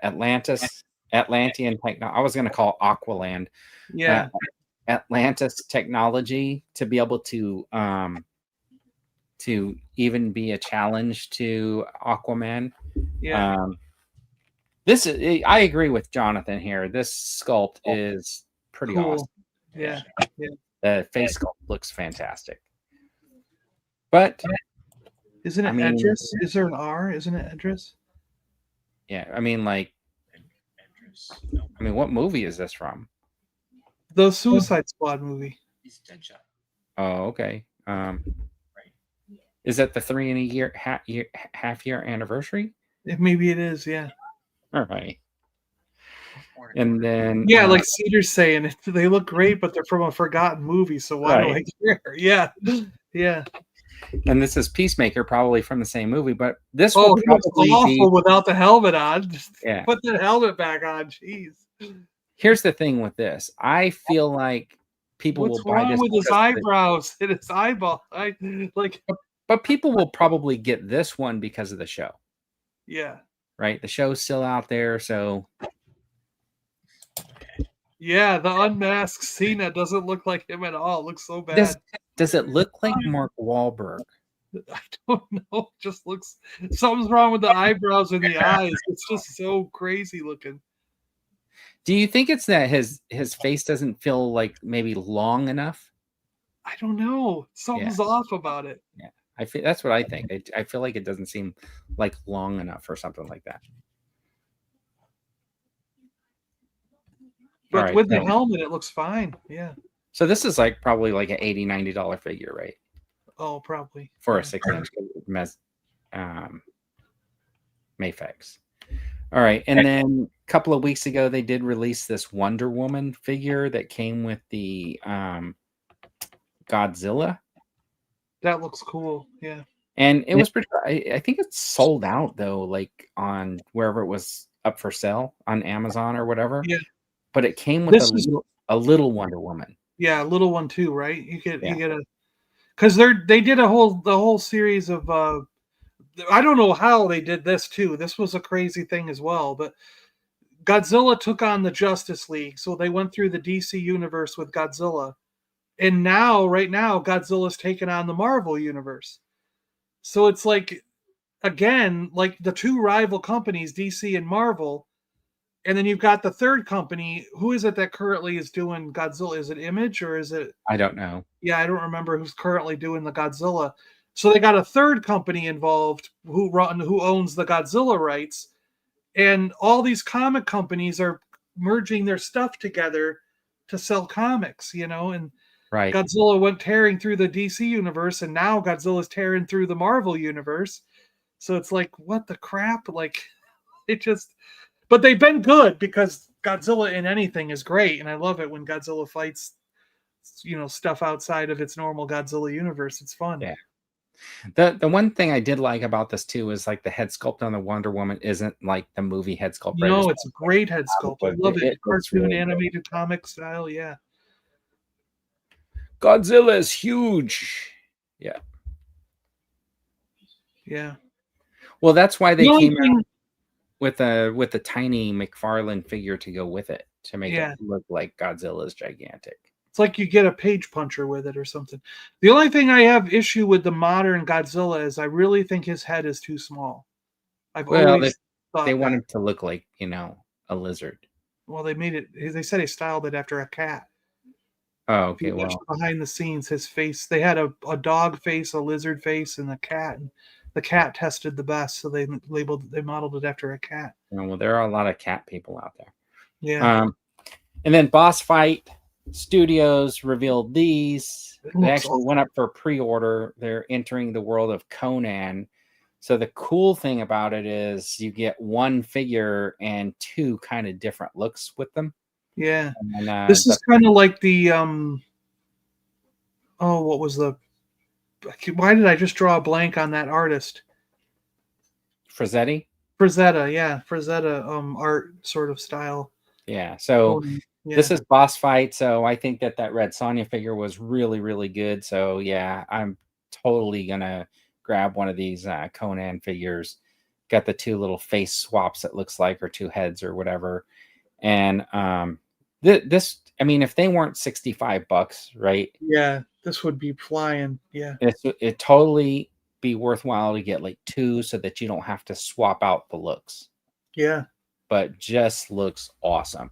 Jonathan saying yes, hell yes, and G-Force is saying lots of barbarians coming.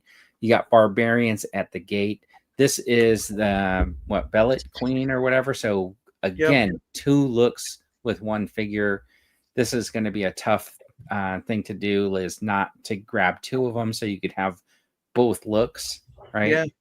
But I just think that they look fantastic. So do you think it's time for another Conan, or did that last one with Momoa ruin it? You know what I mean? Yeah, that one toasted it. I mean, you can't even do Red Sonja now because that movie. I mean, did anybody watch it? It's still a bad taste, and everyone's saying. Yeah. Did anybody watch the new Red Sonja? Yeah, it still scarred the franchise. You got to wait a little bit longer. Yeah. Red Sonja was 40 quid. Yeah, it's $65 now. But you know what? You could buy it like on Amazon. You can buy a 3-pack of Red Sonja and 2 skeleton guys for like $60. That's right. Yeah. Right. It's crazy. Yeah. So yeah, I didn't even see that Red Sonja movie. I'm just curious. I haven't watched it yet either. I see it pop up. Isn't it still pay though? It's not free anywhere yet. It's not. I haven't seen it for free yet. No. Yeah, I'll watch it when it's free somewhere. Right. Or part of our service. You know what I mean? Yeah. That's what I'm waiting for. It's garbage. Barry says it was garbage. Okay. So that stains the universe again. You know, they keep making terrible versions of these. They need someone to like a real. They need a real like creative team to actually take this stuff on and do it right. You know. Jonathan said that it was meant to be bad. Oh, it's meant to so be it bad? hit the mark. No, I don't know. It's supposed to be like a tongue-in-cheek thing, not serious. It does kind of look like the slave way. It does. Yeah, a little bit, right? I just think they look cool. I definitely think like it's worthwhile. I mean, this one more than the Conan to me is worthwhile to have two different looks. Is there an advantage to having a C-shaped sword rather than a straight one? Yes. When you're chopping through something, is there an advantage to that design? Yes, 100%. There's an advantage. What is the advantage? Does it sever a head from a neck easier? No, you know what though, but it does look really cool. Yeah.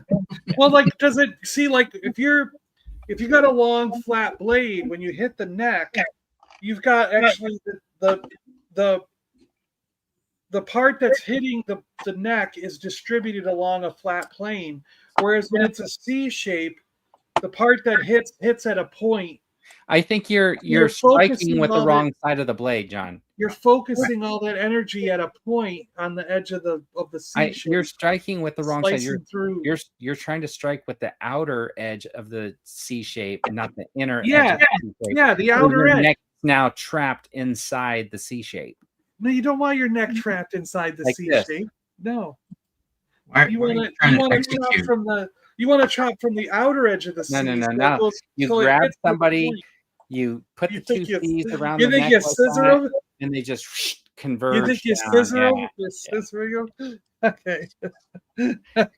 All right, and then Mondo is revealing the Daredevil. It's a cool looking Daredevil, but I don't like the paint scheme or the price. It's way over the price, right? Yeah, it's way over. Well, it's a 12-inch figure probably. So, what's your Is price it? point for a 12-inch figure? Like 250, yeah. Oh well, then you can get this. Because I own some Hot Toys, so of course it's high. Actually, I just got another Hot Toy on order because I had $50 worth of I had $47 in credit, so I bought one, and it by the time I was done, it came down to like 180 or whatever. What did I say, Gary? It was 180 something for a brand new Hot Toy. So I got a deal. Brand new Hot Toy. All right, and then who's this guy? Lifeline. What is his job? He was the search and rescue guy, like a doctor. Oh, okay, and he should not have a pistol because he's a pacifist who doesn't believe in violence and never carried a pistol in the cartoon. Yeah. Well, actually, they had a whole episode based on that, didn't they? Yes, they had a whole episode based on it. So what you're saying here is they just threw in an accessory? And they gave him a holster. And put it on his chest where it's appropriate. Yeah, that's the best place to carry it right there. So they don't. So what it means is the G.I. Joe team does not know about the background or story related with their characters. That's pretty bad. Yeah.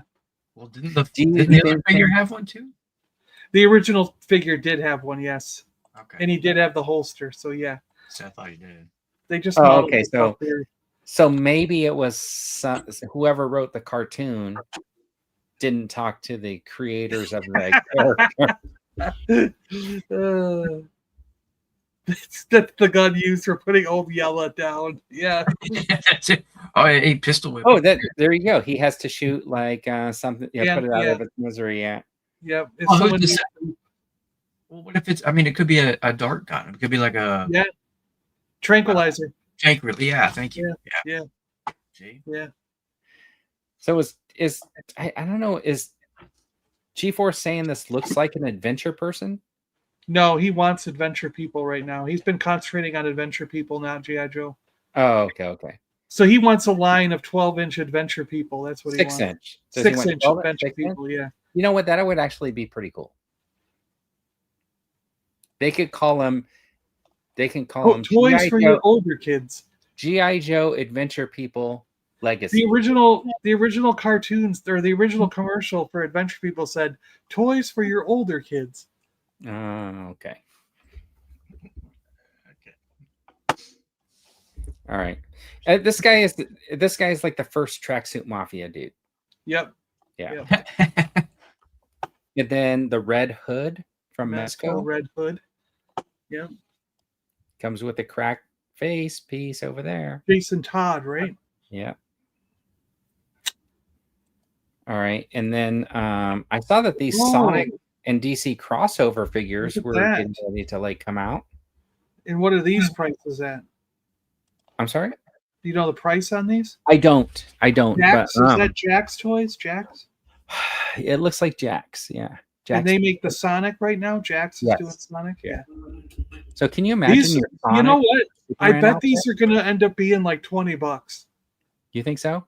And everyone's going to question, why can Jax put out 2 figures for $19.99 when Hasbro has to charge $28.99? Now, here's the thing: is those figures, those Batman and Superman figures, are probably going to be like 6 inches, right? Yeah, I bet they are. Yeah, so they are going to be way better to fit into your like 6-inch collection than McFarlane. Yeah, and they look like they have like the Batman and the Superman look like they have like that butterfly joint on the shoulder for better articulation. And elbows looks like they have a joint between the chest and the stomach. Yeah, they just look like they're going to be very swivel legs and knee joints. Yeah, and then on top of that, you get like a little Batman and Superman Sonic. Yeah. Finally, the crossover for DC and Sonic. Yeah, I wouldn't be surprised if these are like $19.99 in the stores at Walmart. It's amazing too because like those Spin Master or whatever Superman figures. I mean, they're not great by any means, but for $7.99, yeah, I mean, They just work on some tooling a little bit, and then the next thing you know, they're probably like $12.99. And then what's Hasbro going to do at $27? Yeah. Yeah. All right. And then like I would consider picking up those DC, both of those Superman and Batman crossover ones. If I see them in the store and they really are like $19.99 or something, I would grab those. I would too. This might be the first. This might be the first. Yes, I'll pick them up in the series so far. Okay, so Jonathan's saying cost me 20 quid. Yeah. So I don't know if he already bought them. Is that right? All right. I saw them already. Gary says he's already seen them. Huh. Oh, really? Well, that's a guy who goes to Target like every day to film a toy hunt. Yeah. Yes, he does. So this is a nun, huh? This is a fighting nun. Yeah. Nice. Yeah. Nuns are not allowed to have sex, but they have all the violence they want. Come on now. You could team up with Lifeline. He can't. They do have a. Maybe that's why they're so violent, right? Because they can't. Maybe. Gee whiz. All right. You know, you might be burning somewhere for those. My soul just caught on fire. Is that what you're saying? Oh man. All right. Monster Force. And then look at this. Look at this. He-Mania. This is going to be at the Walmart Collector Con, the ice skating He-Man. What is this? Yeah, what is this? I have no idea. You know what he needs? What? Blue hedgehog. Oh, there you go. Is that what this is? Is it a NHL He-Man crossover? Is it? I don't know what this is. I don't know. He is ice skating, though. I think you're right. Yeah. Yeah, I think, or they're rollerblades. I can't really tell. Like, are there wheels, or are they just supposed to be skates? Like I don't know. Or are they just giant springs? Like he's got spring action. Remember those spring-loaded moon boots we had as a kid? Like they were. Oh yeah, I wasn't allowed. Yeah, right. I had a pogo stick that I never used, so I never got those shoes. Monster Force, $37 in the UK. Hover shoes. Yeah, hover shoes. They don't work on water. Yep. Yeah, unless you have power. Yeah, it's some kind of samurai thing, Jonathan. Yeah. You can still get those moon shoes. Wait a minute. Do you think this is a Shogun Warrior He-Man? I mean, it looks familiar. It does, doesn't it? Yeah. Like, is it a Shogun He-Man? Yeah. And that's why he has the rollers on his wheels, because on his feet, because all those Shogun Warriors had like wheels on their feet. Something, yeah. Maybe. I don't know. Missiles that launch out of his arms or something like. Yeah, I need to know more. That's what I need. All I saw was the picture. I need to know more. All right. Anyways, the Candy Cane droid is going to be available coming up on Shop Disney, but this is your opportunity to have a Candy Cane looking R2 droid. And it will sell out in about 3 seconds. So if you want it, make sure you get on there. These things always sell out really fast. Really? I thought the holiday ones ended up on clearance. Yeah, man. You know, when I saw this, I was like, darn it. This is like the kind of stuff my brother would pick up for me and said. So, anyways. Yeah. All right. That's it. That's all I got. That's the reveals this week. I'm trying to get rid of that. All right. I actually just sold all my holiday droids because I never kept up with it. I've just had a couple sporadic ones here and there because they're so difficult to get. They're so hard. If you're not there the day they come out, you will never get it. So I was like, there's no point in just having one or two. So I was like, without having the whole collection, you know? Right. And they sold for very good money, so it was all right. We were talking about something earlier, and I was gonna wait till this whole segment was over, and then I was gonna tell you guys a little story, but I completely forgot that. But I can remember that thing about the gorillas. Yep. And Can't remember the story I wanted to tell, but I can remember a movie from so many years ago. Captain Ron knows. Yeah. Jonathan, and I'm in. Would be happy to get them with fewer accessories.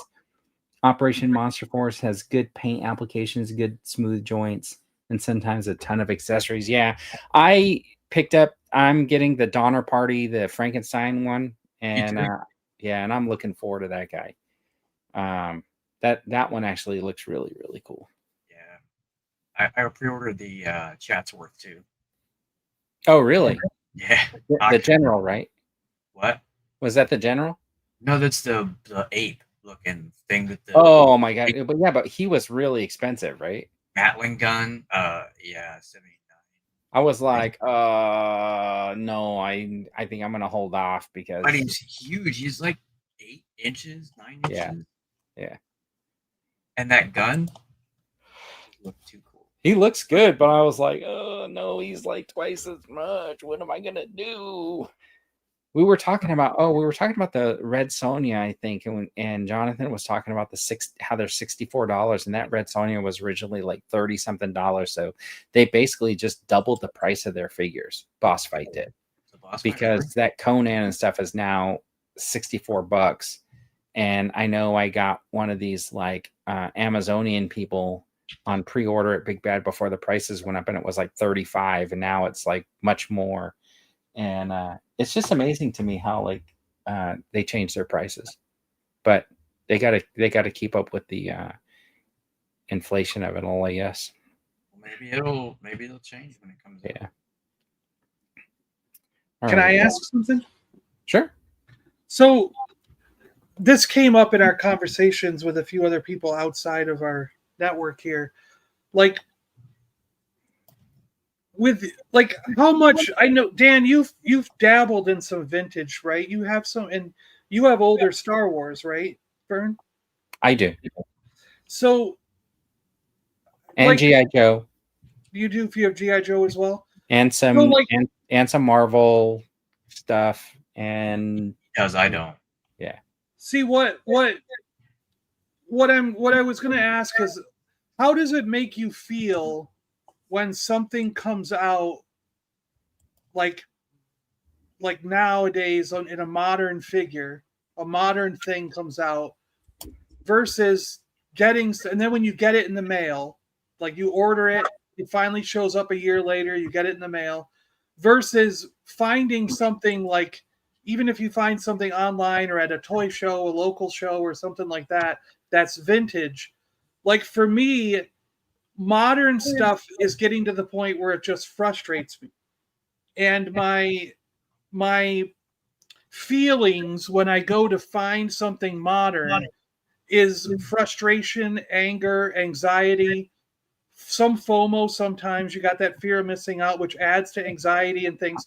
So I'm not happy with my collecting right now in the universe of modern toys. All it's doing is giving me frustrating and anxious feelings. Whereas when I find something like those Starior figures at a good deal that's vintage, I'm super excited and happy, and I feel like it's Christmas again. And if I do order it online and it shows up in the mail, like I say, I get it off of eBay or Mercari or OfferUp or something, and it shows up in the mail, I'm excited to get this package, and I'm super happy. Like the feelings when I get vintage is elation, and excitement and happiness. But then when you try to collect modern these days, it's all frustration and anxiety and you know what I mean? Like, so does anybody else have that, or is it just me? I know G-Force and I have talked about it. A couple other people have mentioned it in some of our chat groups. Like Rob's Retro was talking about it too. Like, you feel happier getting vintage than you do with these modern things. And is that just because of the way the market has been set up with all these exclusives, hard to find things are selling out, the price points are going up? You know what I mean? Well, so for me, right? Like when I think about like Star Wars vintage figures, I don't have like this like desire to have any of these Power of the Force figures. Zero, right? I had a bunch, hated them. I didn't like the little poofy chests and skinny waists. Yeah, whatever. Those were weird looking. I agree. And I probably have up there in these cases and those cases, like my vintage Kenner figures, you know what I mean? And except for like a weapon here and there, most of them are there. Yeah, most of them are there, and I'm not really on the hunt. So you're not actively searching. The one that I would love to find at a deal is the blue snaggletooth, right? I don't have that guy. I would love to have him in my collection. I would probably say then I'm probably a more modern collector, but after this Cobra Island baloney during COVID, I am not fear of missing out of anything. Right? It's just because you just accept what it is. It taught me that I was never going to be able to complete a line or anything. That said, picking up a figure like this, the Jill Valentine, which looks fantastic, right? Even though it wasn't called Jill Valentine or whatever. When I got this figure and I opened it up and I was like, it took me right back to the game. And I was like, man, this is like kind of super cool stuff. Like this is what like gets me, right? Like that. And then Ramen did that Brave Star. Well, for you, it's stuff that's not necessarily mainstream then. Yeah. And then because I like to devalue figures and stuff like that, John, because they're not making it, I would just do my own version of the Mummy. And then when I'm done with this and I can put it on my shelf, then I'm like, it makes you feel good. Really cool. I finally got my Brendan Fraser Mummy figure or whatever, and now I got to build something to go with it. So the cool thing is with that is like I'm out there looking and I realize, these bendy figures are super cheap. And that's a Mummy, and he scales pretty well with that. You know what I mean? The hunt for these like double pistol things, and then I'm stealing like the Marvel Legends pistols to go in there because it didn't come with pistols or whatever. That keep falling out. Because it's not perfect, right? If I could find some plastic version of this, it would be perfect. But the leather looks really cool with this guy. And then the bendy figure, which is kind of crappy, but it looks cool next to it or whatever. It looks like the crappy CGI that was in the movie. Stuff like that. Like, so no, I'm not. It's a different thing. I'm not like needing like a vintage figure. That said, I had all the Shogun Warriors at one point. They're kind of lost at my brother's house right now. I was able to pick up a Lydine or Raydine, what you would call it, right? Super cheap, and I just repaired the shoulder, and I was super happy to be able to like have that. Have that. So yeah, I mean, because that's one I had when I was a kid, but now it's about finding the new version of what I had as a kid, because those old figures, honestly, like even the Kenner ones, they look great and stuff like that. They're not capturing the essence of the movie, which is what inspired the collecting, right? It's like the new sculpt, the one that looks just like the guy in the movie is what I'm looking for. Gotcha. Yeah. See, and I like G-Force this point too, where the other thing that I like about vintage versus modern is on certain things, I do like to eventually have the whole line. I spent 50 years collecting the vintage Star Wars line, and that was something I enjoyed doing over 50 years. And I've been slowly getting all the Adventure People. I've been slowly getting all the G.I. Joes, different variations and everything, including all the variants and different things. I like that hunt. And G.I. Joe is going to be another lifelong process because there's over 1,000 figures. There's over 1,000 original O-ring figures, 1,059 to be exact. So it would take you a lifetime to collect all those, which I think is fun. But at the same time, it's also a finite amount. Whereas with modern collecting, like Marvel Legends just never stopped. It's still going. Black Series never stopped. It's still going. So if you want to collect the whole line from the beginning to the end, you feel like you have to keep collecting. Like if your goal in your head were to have the entire line, then I have to put up with these price increases. I have to track down every single figure, even the con exclusives, the rare ones, the ones that sell out, all this. And it's more and more frustrating to try and get those. But that's where you create the frustration for yourself by trying to say, I have to have an entire line, right? Like, I don't know. What I'm saying is, here's the thing: is like, do that. But with Marvel Legends, I don't know every Marvel character that's out there. I don't read every single Marvel comic. You know what I mean?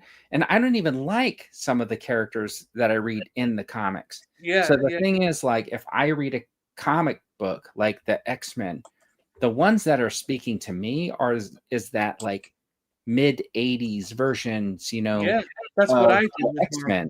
So this new Cyclops that's coming out in that double pack, I've been waiting for this dude with the yellow briefs, right, for a long time, and that's the one that I want.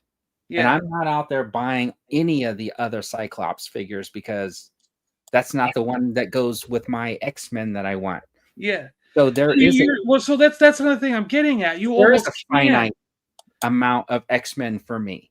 Yeah, for you, because you almost can't you can't bit the whole line. Like a modern collector has to accept the fact that even if they wanted it, they probably could not get the whole line. Whereas what I'm saying is with a vintage one, if I said I want to get all of the Air Raiders, I could. It wouldn't be that difficult. You know what I mean? I'm almost every single thing that was ever released for Air Raiders, and probably only spend 2 or 3 years getting it. Yeah, I am super glad right now. This is one of the things that I've been very happy about this year is there have not been like these big Build-A-Figure waves because one of the things that really gets me is I want Kazar to go with Shauna. I never get them. I did not want to buy that wave when it came out. Oh wow. The thing is, so you also want the Sabretooth. So, but to get that, you had to have bought the entire wave, right? To build the figure. Well, I didn't want to. That was to build his cat, right? Yeah. So now I'm like trying to find. Luckily, I found the head. I think I have one leg, right? Like so. Slowly, I'm thinking like if I find him for $5.99, I'm just Ross or something. Yeah. Yeah. I'm going to build that guy, but eventually I'm going to get to a point where what's that space dog? The one with from the Marvel space dog one. I have everything but a leg, I think, or 2 legs. I have. He's in a thing. I have almost enough to have that dog, but I don't have all the other parts yet, right? Gotcha. And there's a couple parts I'll probably never find, but I'm not going to buy them on eBay for like $20 a leg. Yeah. You'll get them eventually in something. Yeah, I'll find them. But like even if you went with Marvel, like there's only a limited amount of Secret Wars figures. There's only a limited amount of Toy Biz Marvel 90s figures. You know what I mean? So when your collection ends and where your collection starts.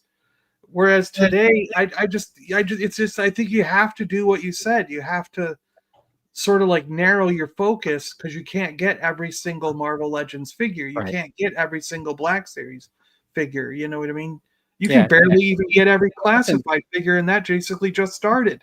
Listen, what G4 said happens to a lot of YouTubers, right? Like, he's saying YouTube messed him up because he found himself trying to keep with the Joneses, and that's 100% like the case for a lot of people because YouTuber feels like I got to have the newest thing. And you got to have the video first. Put it up on display, and I got to have it first. So if there's a way for me to go get it from like some, import or something and pay $10 extra or something like that, the thing is, it's not worthwhile unless you're getting like tens of thousands of views per video, right? Because it's not gonna pay for it, right? And so you just have to like figure out like, okay, well, what is it that I'm going to do? Right. Like you can build a whole channel out of just doing toy hunts. I'm trying to do a whole bunch of different stuff, right? Like I want to creatively look at like the way the app's working, right? Like with that knock knock and now this AI app, I want to test and see how far I can push it. I don't know if you notice, I've been having like a short video come out like every single day, which has like some sort of AI animation in it. And I've been having a lot of fun. I've not taken one new picture. Those are all with my action figure photos that I have taken previously. So I've been going through my entire like library of pictures to do stuff. But eventually I'm thinking about trying to do a test where maybe I go out and take new pictures. Like, like you're saying, like an animator would have the start and the stop point, but I would have like this start point, this start point, this start point, and let it do the animation of my story. So I would have like the different, I would build like the storyboard of my story with actual pictures, but I would then let the app do the kind of animation for the story. Right. And then just see how far you can test that water to see how far that goes. I mean, that would be like really cool to do. And then, of course, I'm very opinionated, so I have to have my opinions. But well, and this show too is a good thing going. I like this show. Yeah, thank you. Well, I like the fact that you guys come on and everybody has an opinion. Dan does not like really. He's pretty middle of the road. He doesn't want anybody to like know what he really thinks about something. Yeah. I'm just messing with you, Dan. I'll get me on the right topic. Yeah. But, but Dan, do you feel any of that emotion when you get like what sparks your joy when you get something new? Like, what do you find the most joy in? Like for him, Vern said where he gets the most joy. I've said I get the most joy from vintage. What do you? Yeah, I know what you're saying. I think we've probably talked about this before. For me, it's just the whatever trigger I have at the time that I'm looking. So if I'm looking for a movie figure and I find the best version of that, and I already have one, I'm like, I'll keep it. I'll have that debate, but I'll probably end up keeping it unless it's like a ridiculous. If it's a 5 POA, Knight Rider, and they come out with a NECA one. Yeah, I'm going to get the NECA one. Yeah. Right. I think the only frustration for me is just that right now there's too much to choose from. I am overwhelmed. I have to stop myself. Like Vern said, like I have to stop myself and say, okay, no, I don't need that. I don't need the entire line.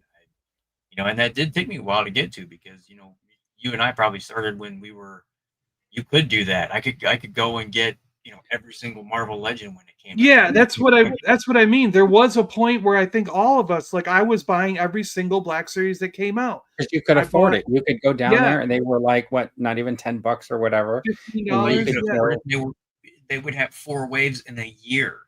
Now you've got 12 waves in a year and they're triple the price. So That's exactly what Jonathan's saying. Now 100+ figures. I mean, like who can keep up, right? Like if you're a multiple line collector, how do you keep up? Yeah, you can't. I mean, then with 4 HasLabs, you got a year. And like you look at those. I'll tell you what, I didn't even get the Snowcat, right? Like I think the last HasLab that I actually backed was that Ghostbusters, and the helicopter, the Dragonfly. Yeah. Right. But the Rattler, I did not back it. What happened was a friend of mine that I work with got it and decided he didn't actually want it and sold it to me at cost. Yeah. And I reviewed it and stuff like that. I took it out of the box. I actually have it disassembled now and don't know what I'm going to do with it. Yeah. I think though, I still think the wings are too short on that. I don't think it's to scale with even itself. So I did not get the Cantina, but there's parts of it that I think would be really cool to like put up on a shelf. And I would put like my vintage figures in there and stuff like that. I wouldn't even go get vintage collection. I would just put my vintage figures in it. Yeah. You know what I mean? And I think that would be like really cool. But it's just too much. I agree with Dan. Too many things. Of course, if they come out with a Hulk, I'll buy it. You gotta have your sacred. Yeah. The next Hulk I get is going to be the Hano Studios Hulk. Yeah, and right now I'm trying not to spend any money because I'm not. You got things coming up and going. I'm not going to be taking any money in for a while. Yeah. So with the way current events are, my salary is based on whether or not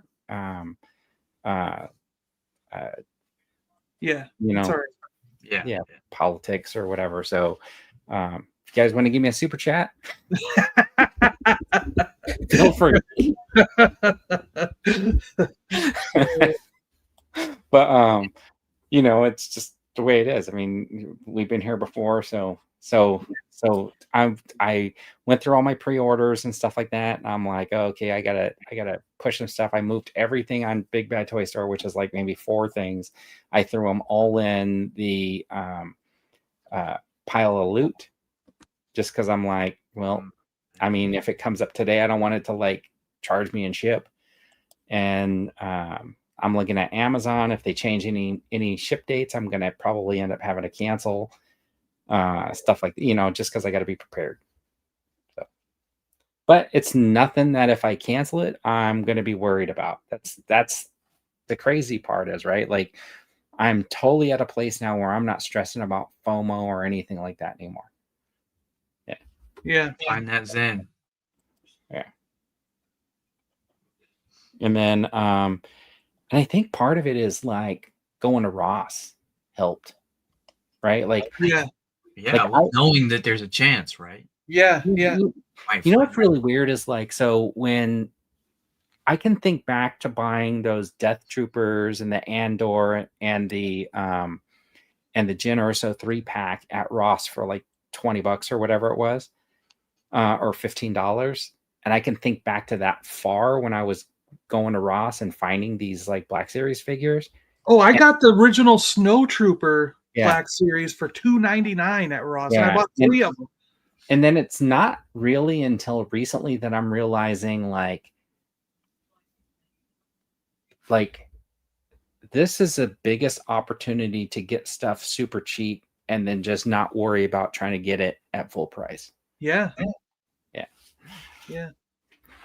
John, check out the Hulks coming out from the 6-inch plus guys. They look amazing. Yeah, I'll look at them. All right. And then John says, I need a 12-inch to go with that Hano Series Studios Wolverine.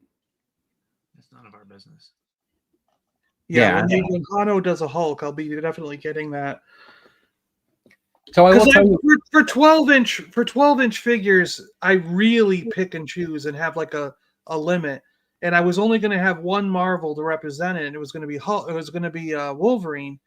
But and for so long I wanted just Iron Man, but the Iron Mans just keep coming up as too expensive. So so I went with a Wolverine, and then the Hano Studios has been so good that the prices are better than Hot Toys, that I was kind of like, yeah, if they do a Hulk, it'd be cool to have Hulk and Wolverine. What? Oh man, thank you. I appreciate it. There you go. Half the G.I. Joe on super nice. I appreciate it. Thank you. Oh, I'll show you my newest head swap that I did. There you go. Head swap. So I'm not pulling any heads off, but. Dun, dun. Oh, there you go. Yeah. I put my selfie series. Yeah. Looks good. That's great. Yeah, I got to get going, guys. All right. Yeah, it's we're over 2 hours. Yeah. What? Yeah. All right, Dan. Thanks for hanging out with us. Yeah.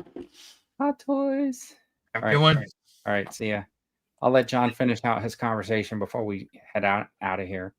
No, I was just saying that I have to pick and choose with the 12-inch figures, you know.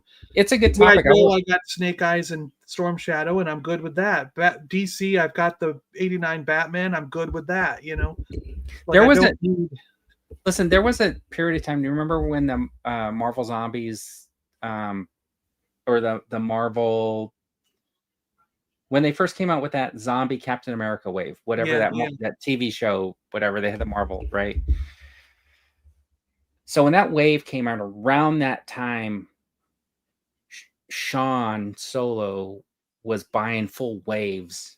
Yeah. And I started thinking like, I should just start buying the waves because I'll get them a little bit faster. Like the whole. So I was buying a wave, a case, right, from Entertainment Earth or whatever, is free shipping and stuff like that. And you're getting a little bit faster than finding them in the stores. But you're getting figures that you don't really care about. Like in that whole thing, I think the only one that I thought was cool is like the Captain Carter, right? Yeah. Was part of the cartoon. So I do like that. And I think that I still have that one over here somewhere. and the zombie cap. But like the you know, the Star-Lord nebula or whatever. Yeah. I mean, I built the Watcher, which is a cool figure because you finally get the Watcher in like a comic book look. Yeah. But it was around that time, and I did it a couple of times, and I was like, this is unsustainable. Yeah. Right. You know what I mean? Even back then, it was like unsustainable to like get every single figure. So that's the tough part. But yeah, I mean, that's a good topic, John. I mean, maybe we can devote like a whole show to it or something like that. Or bring it up once in a while and just see where everyone's feeling. Yeah. But you really get a lot of joy just like these vintage figures. But see, you keep saying it's finite, right? Like there's each line is finite, but I end up picking up new lines. That's the problem. Yeah. You're showing us toys that you just got today that you just spent $100 on or whatever, right? For like the $70 for the 7 figures. Now you're in a whole new thing, and you got that same joy. No, those are the last ones I needed of that line. Yeah, but what I'm saying is there's another thing. I've never even really heard of those. You know what I mean? Yeah. And so like now you're into the next line. You know what I mean? The thing is that for me, I've finite. For me, I've pretty much collected every single line from the 80s and early 90s. Yeah. And I don't collect in a straight line. Like, I was hooked on G.I. Joe for a little while. I saw this deal on Star Wars, so I went back to Star Wars to finish that line. And now I actually found some really good deal on some old Transformers. And so the next wave of things that are going to be coming in the next couple of weeks go to Transformers, you know? And then I'll come back to G.I. Joe in another like couple months. You know what I mean? Like I jump from line to line with the vintage stuff and do a couple here and there.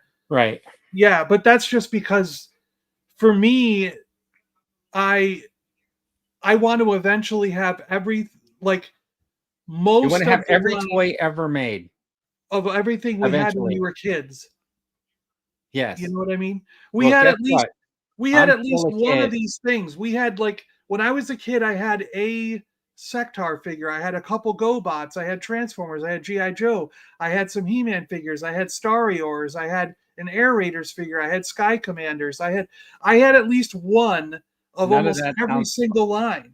That does not sound finite to me. Every line has nostalgia for me. Yes, I probably will be. Yeah. But what I'm saying is each line has a finite amount. Like there's only 3 more Sectar figures I need. So in 3 more figures, whenever that is, if it's 5 years from now, 10 years from now, whatever it is, there's a point where I go, okay, Sectars is done.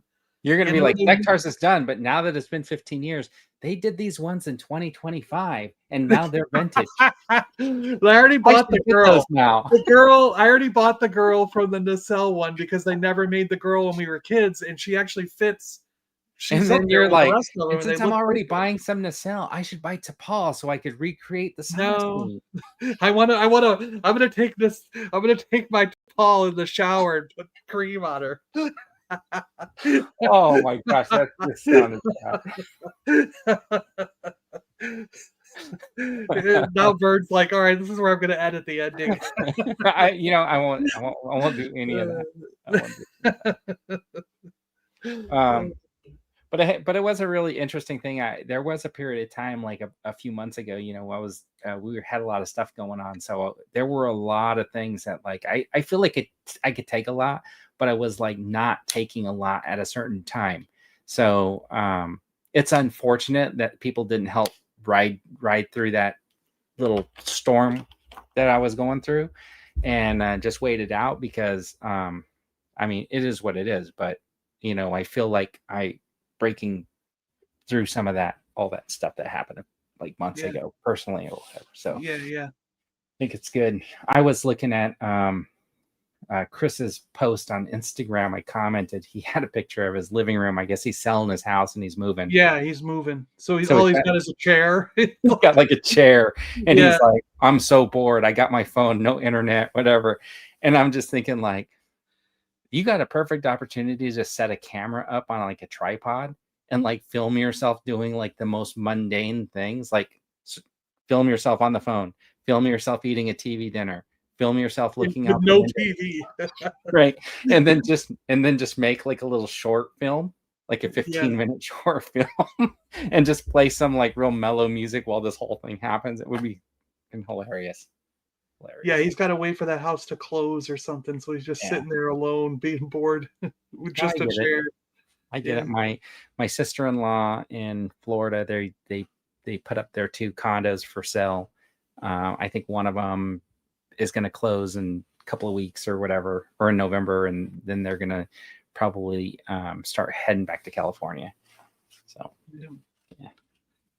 so they're going to drive. They have a travel van, so her and her son are going to do some like national parks along the way and stuff like that. You know, some of the things that was in Meteor Crater. Yeah, her and my brothers like their plans. You know, they had a bunch of like earmarks that they were going to do and stuff. So I think they're going to try to like check some of those boxes on their way back to California and stuff like that. So that's kind of cool.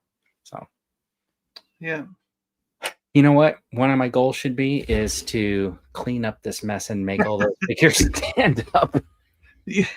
You know, that's always my goal. I work 2 shelves a day, or maybe every other day, and eventually it'll all be cleaned up. Yeah, I actually moved those pictures I was talking about at one point, and now they're in the other room. They're in the hallway, hung up. So now I can put the shelf up there to put more stuff above the TV. Right. All right. Okay. Well, thanks for hanging out with us, everybody, on a Saturday afternoon. I know we ran a little bit over our normal time slot. Hopefully we didn't bore anybody who's still hanging out with us, but they're all gone. I haven't seen a chat come up in a half hour. I think maybe we timed out, but we'll see you guys next week on the Toy Duo team, and have a good weekend, everybody. Stay awesome.